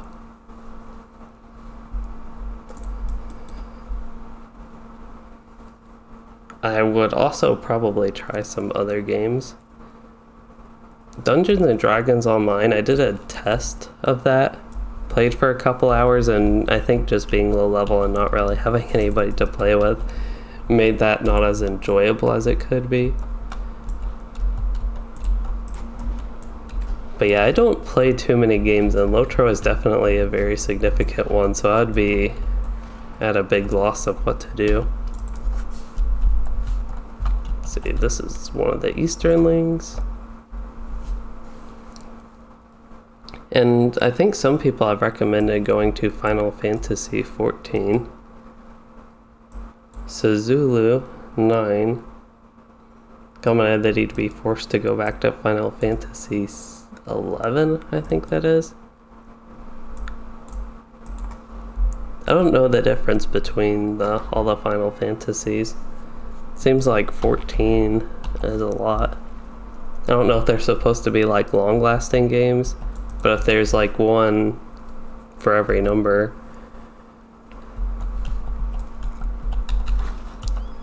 up to 14, that's just a lot. Oh, this one didn't want to be convinced. I guess some of them turn and fight you. That's kind of the point with the quest.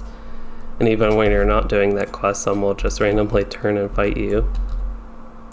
But then you have to convince and try all the other ones. So I think I'll go to the east and then turn around that way and finish on the west.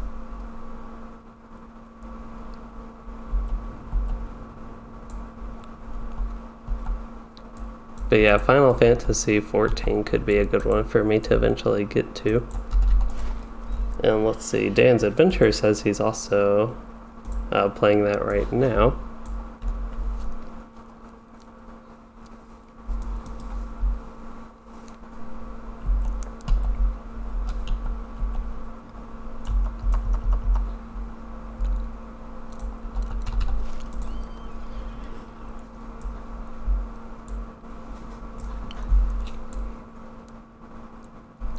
There are also some upcoming MMORPGs that look like they could be interesting and good. I can't think of... There's one I see pop up on like YouTube and one I've been somewhat following for a little bit, but I forget what it's called.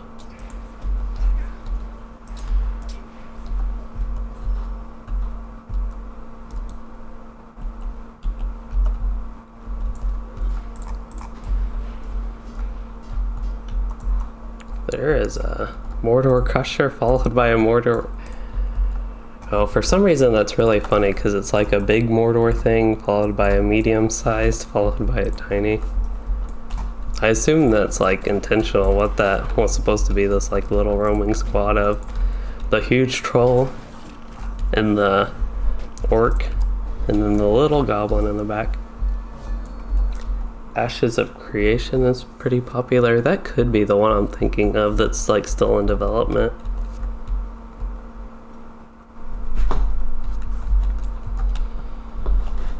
Okay, so maybe I tried all the Easterlings here and I can look for some of them in the west. They'll be Westerlings instead of Easterlings. Who is Loueyden? Somebody just accessed that in the kin.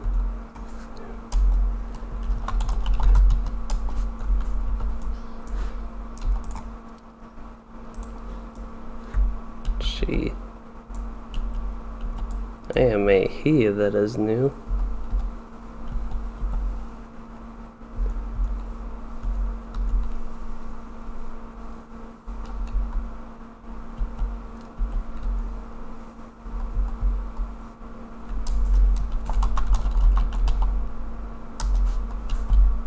Don't know if he's asking if I'm like new to the game, but new to the kin at least. That was nice. I could convince the defector. I've got a lot of these little... Are these the Avanks? Yes.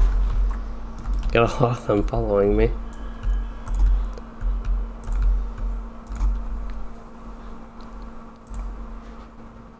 So, Suzulu 9. LOTRO is your all-time favorite. So, I'm a little bit conflicted on what my all-time favorite game is, because World of Warcraft was my first MMO, and there's just things about that I really like and some nostalgia with that, but at least right now LOTRO is my favorite game to play. Oh, I didn't see that they called me a her earlier, Dan.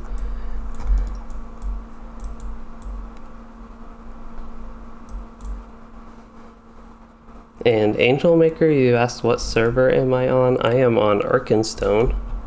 I also play on Honor a little bit, but this character is on Arkenstone.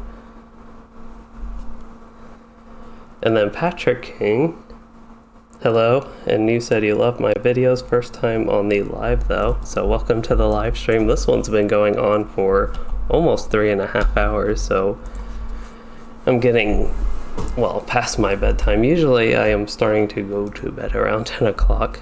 10 o'clock my time, it's like 11 o'clock server time, Eastern time.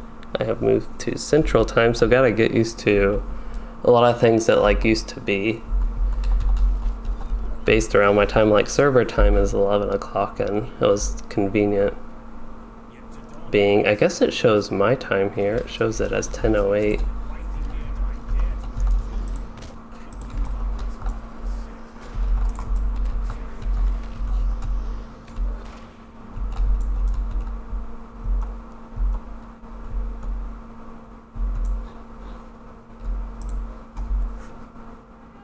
So you were playing Villia?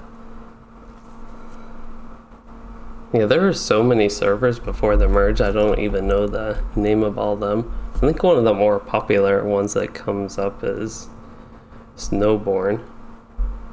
But Villia sounds a little bit familiar as one of the old servers. Before the Great Merge and shutdowns.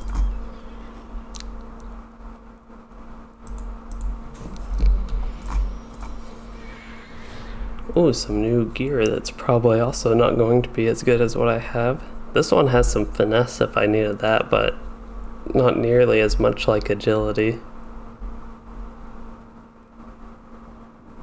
Oh, so Coops is the kin leader. I didn't even realize that. I remember looking at like the rank earlier, which is like JT Coop. I didn't quite connect that Coop would be the kin leader. Oh, I'm already promoted to member? Wow. That's crazy. Just because of my kin on a Nord, we like wait a week usually to promote people, but so far I'm enjoying the kin. Haven't really interacted with people much though, of course. So I need to summon the soldiers for Huneric. There are so many different ways you could pronounce that name, like Huneric, Huneric, Huneric. Really don't know where I need to summon the soldiers. See a lot of people like fighting, a lot of soldier looking people.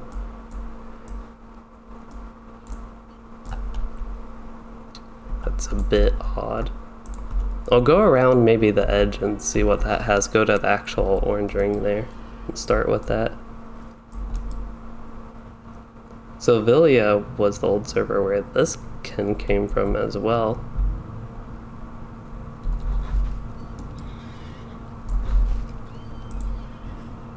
Are they talking to me? I hope not.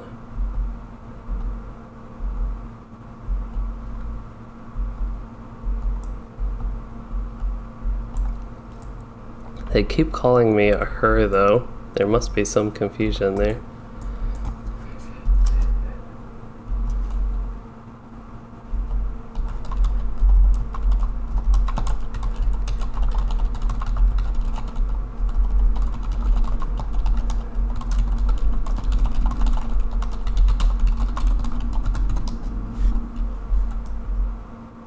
Oh, so you promoted me by accident, and you usually wait. That's okay. I don't mind being a member rather than a recruit.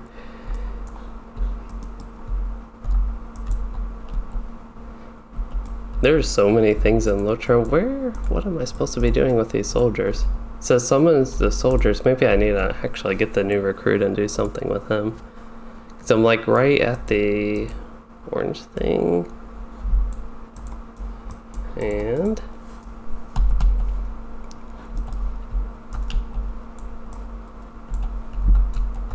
oh, here's a tent.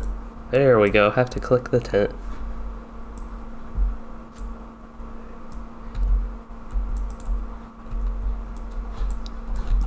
That makes sense that they would be in the soldiers' tents. There are all these tents here.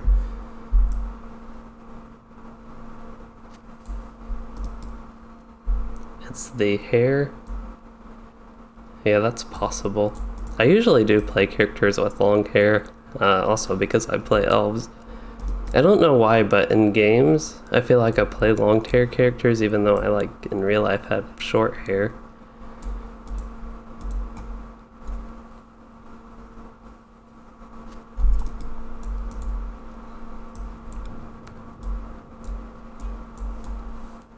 I do have one character on Anora that actually has some shorter hair like I do.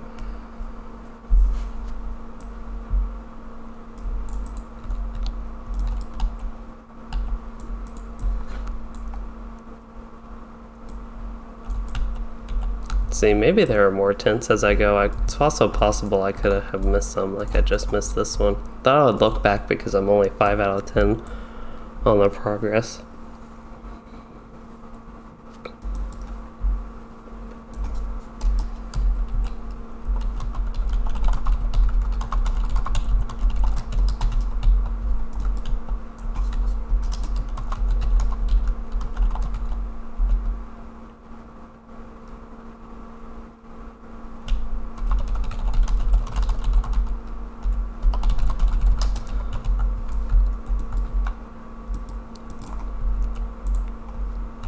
Hopefully the typing doesn't bother you all too much with the audio. I know with my setup and My microphone's just sitting on the table. I actually have it on a pillowcase, folded up one, and wrapped in a pillowcase to help a little bit with like the loud thudding noise that can have, but yeah, hopefully that doesn't bother you all too much.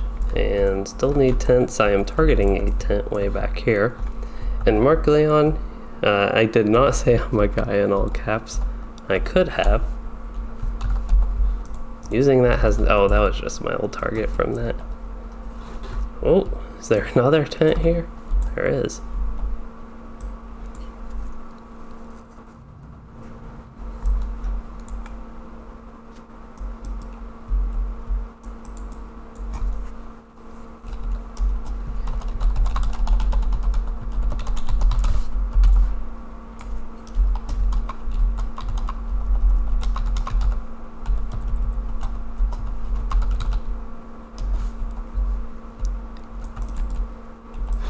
Ooh, it shows on the map where they are, and it looks like I did get all the tents at the north. So, Dan's listing the servers. I feel like I recognize all those names. Like Ellen Dilmer is probably the one. Ellen Dilmer is probably the one that I remember the least of, but even that name sounds recognizable.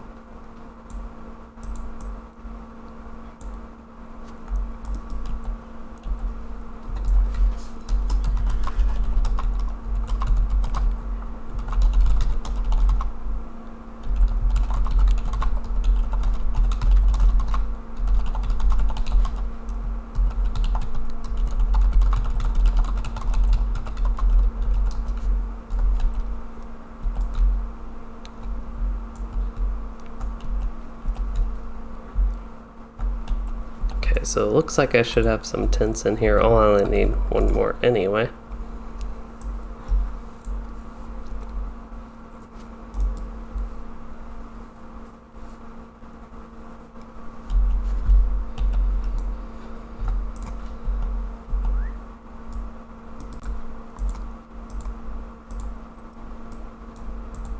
I wonder how many people are on. So normally when I look around this time, probably a couple hours earlier than this, we were getting up to about 1,000 people on Arkenstone, but I feel like server issues and maybe just a little bit downtime right now might not quite be as peak time anymore. Although I think in general people, even though I'm usually done earlier, stay like on the game later.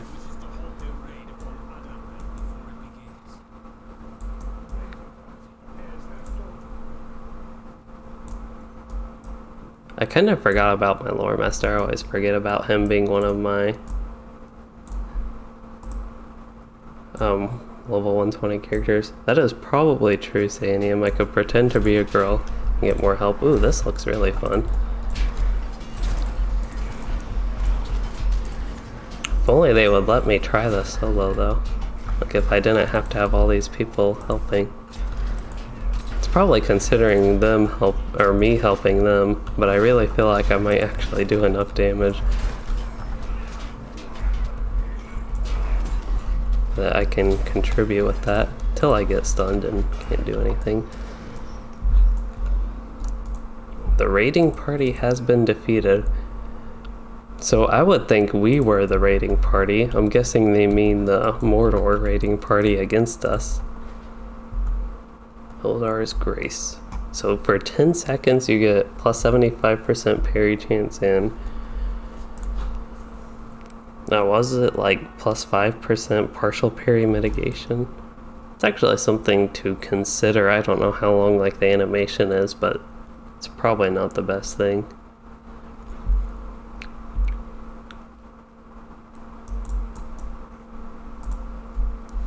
One thing also on LOTRO is I actually do play quite a few girl characters, because this isn't just like in LOTRO, but in the game I don't really like the avatars for a lot of the male characters, and elves aren't as bad. For a while they were kind of bad, and then with the update actually I thought they got even worse. This character's not too bad. I somehow made him like actually look okay to me.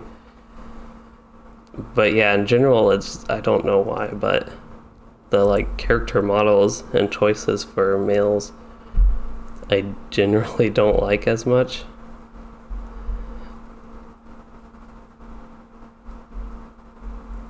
See, these are all, I guess it doesn't matter since I'm deconstructing it anyway. So used to looking at vendor prices, and even in LOTRO in general, that just doesn't matter as much. So let's see, the new recruit is to defeat foes in Immendur, so it looks like with the new recruit I'm finally ready to head east. The book quest, I am finally ready to head east and like way north. Got 15 sigils of Imlad Ithil for something. Oh, honored in the Great Alliance probably. So yeah, good progress here. I guess this would be a good point to wrap the stream up. It is not only getting pretty late for me, but it seems like we're actually ready for a fresh adventure in the eastern parts of this zone. It seems like level-wise I'm maybe about halfway done with this. I don't know if it is supposed to take you to 125.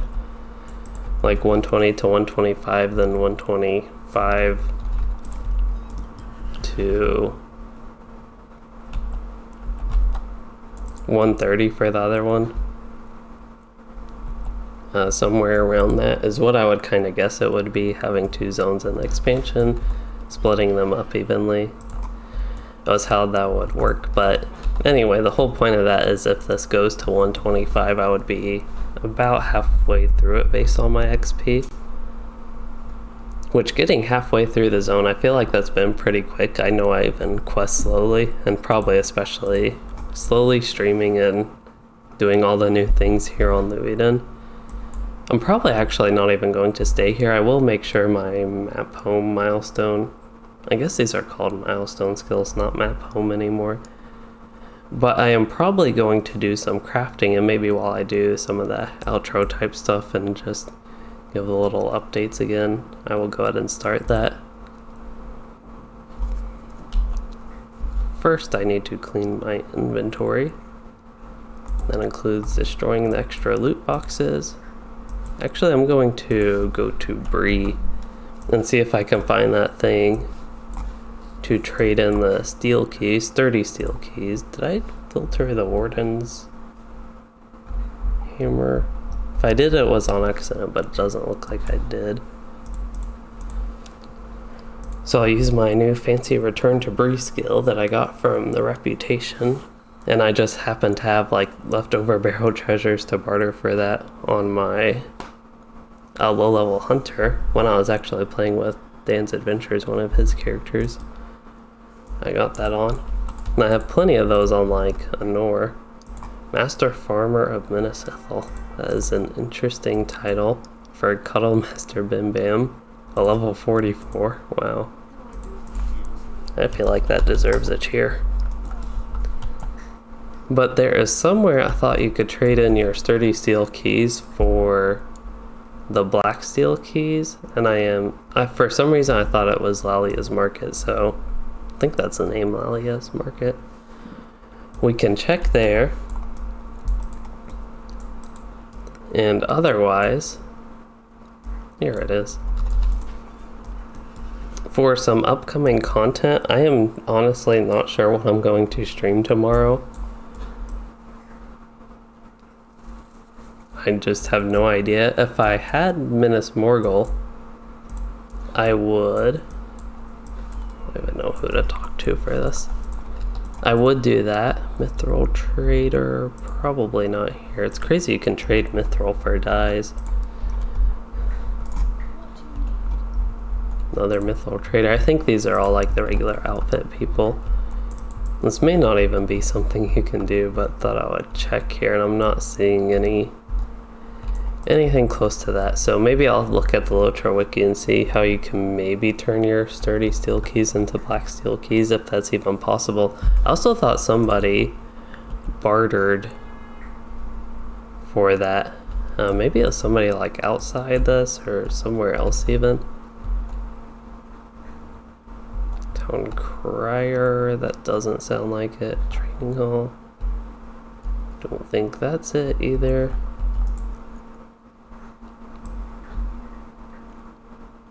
Yeah, that doesn't help.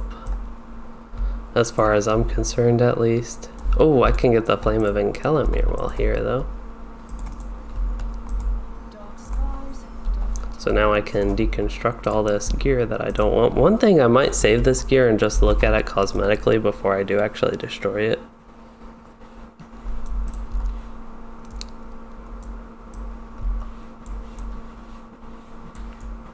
But I am just going to check.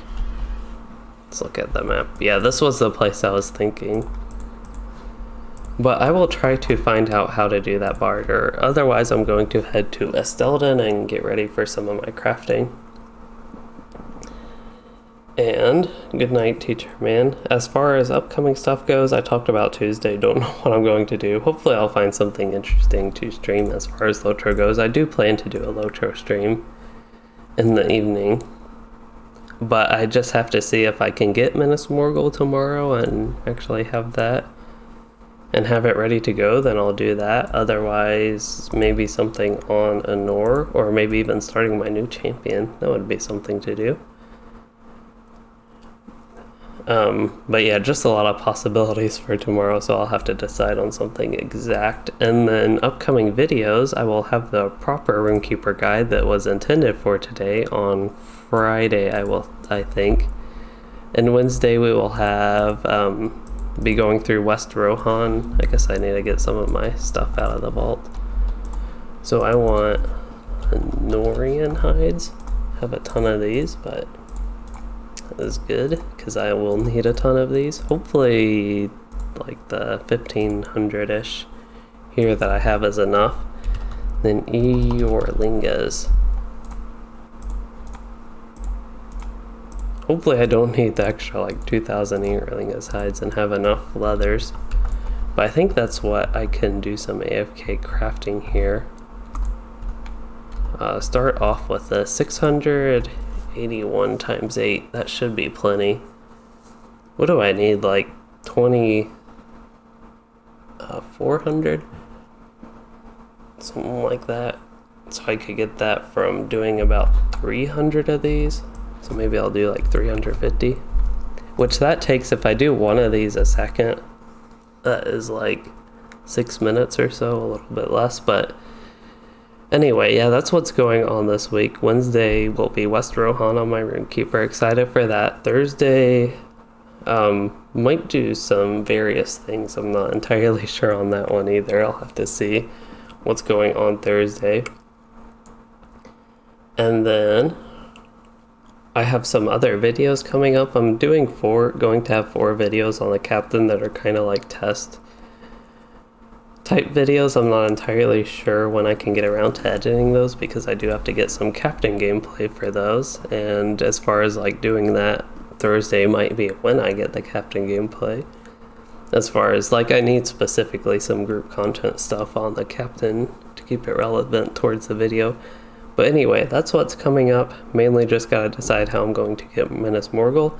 And as far as this stream goes, because I forgot to talk about it, I'm just like really much enjoying, or very much enjoying, I don't think really much is a thing, but very much enjoying Mordor Besieged so far and just the Minas Morgul content. I think this is definitely one of the more fun zones in a while, even like considering Vales of Anduin I thought was one of the more funs. It's just nice to see some of the newer landscape content on LOTRO that's being released being like good again to me.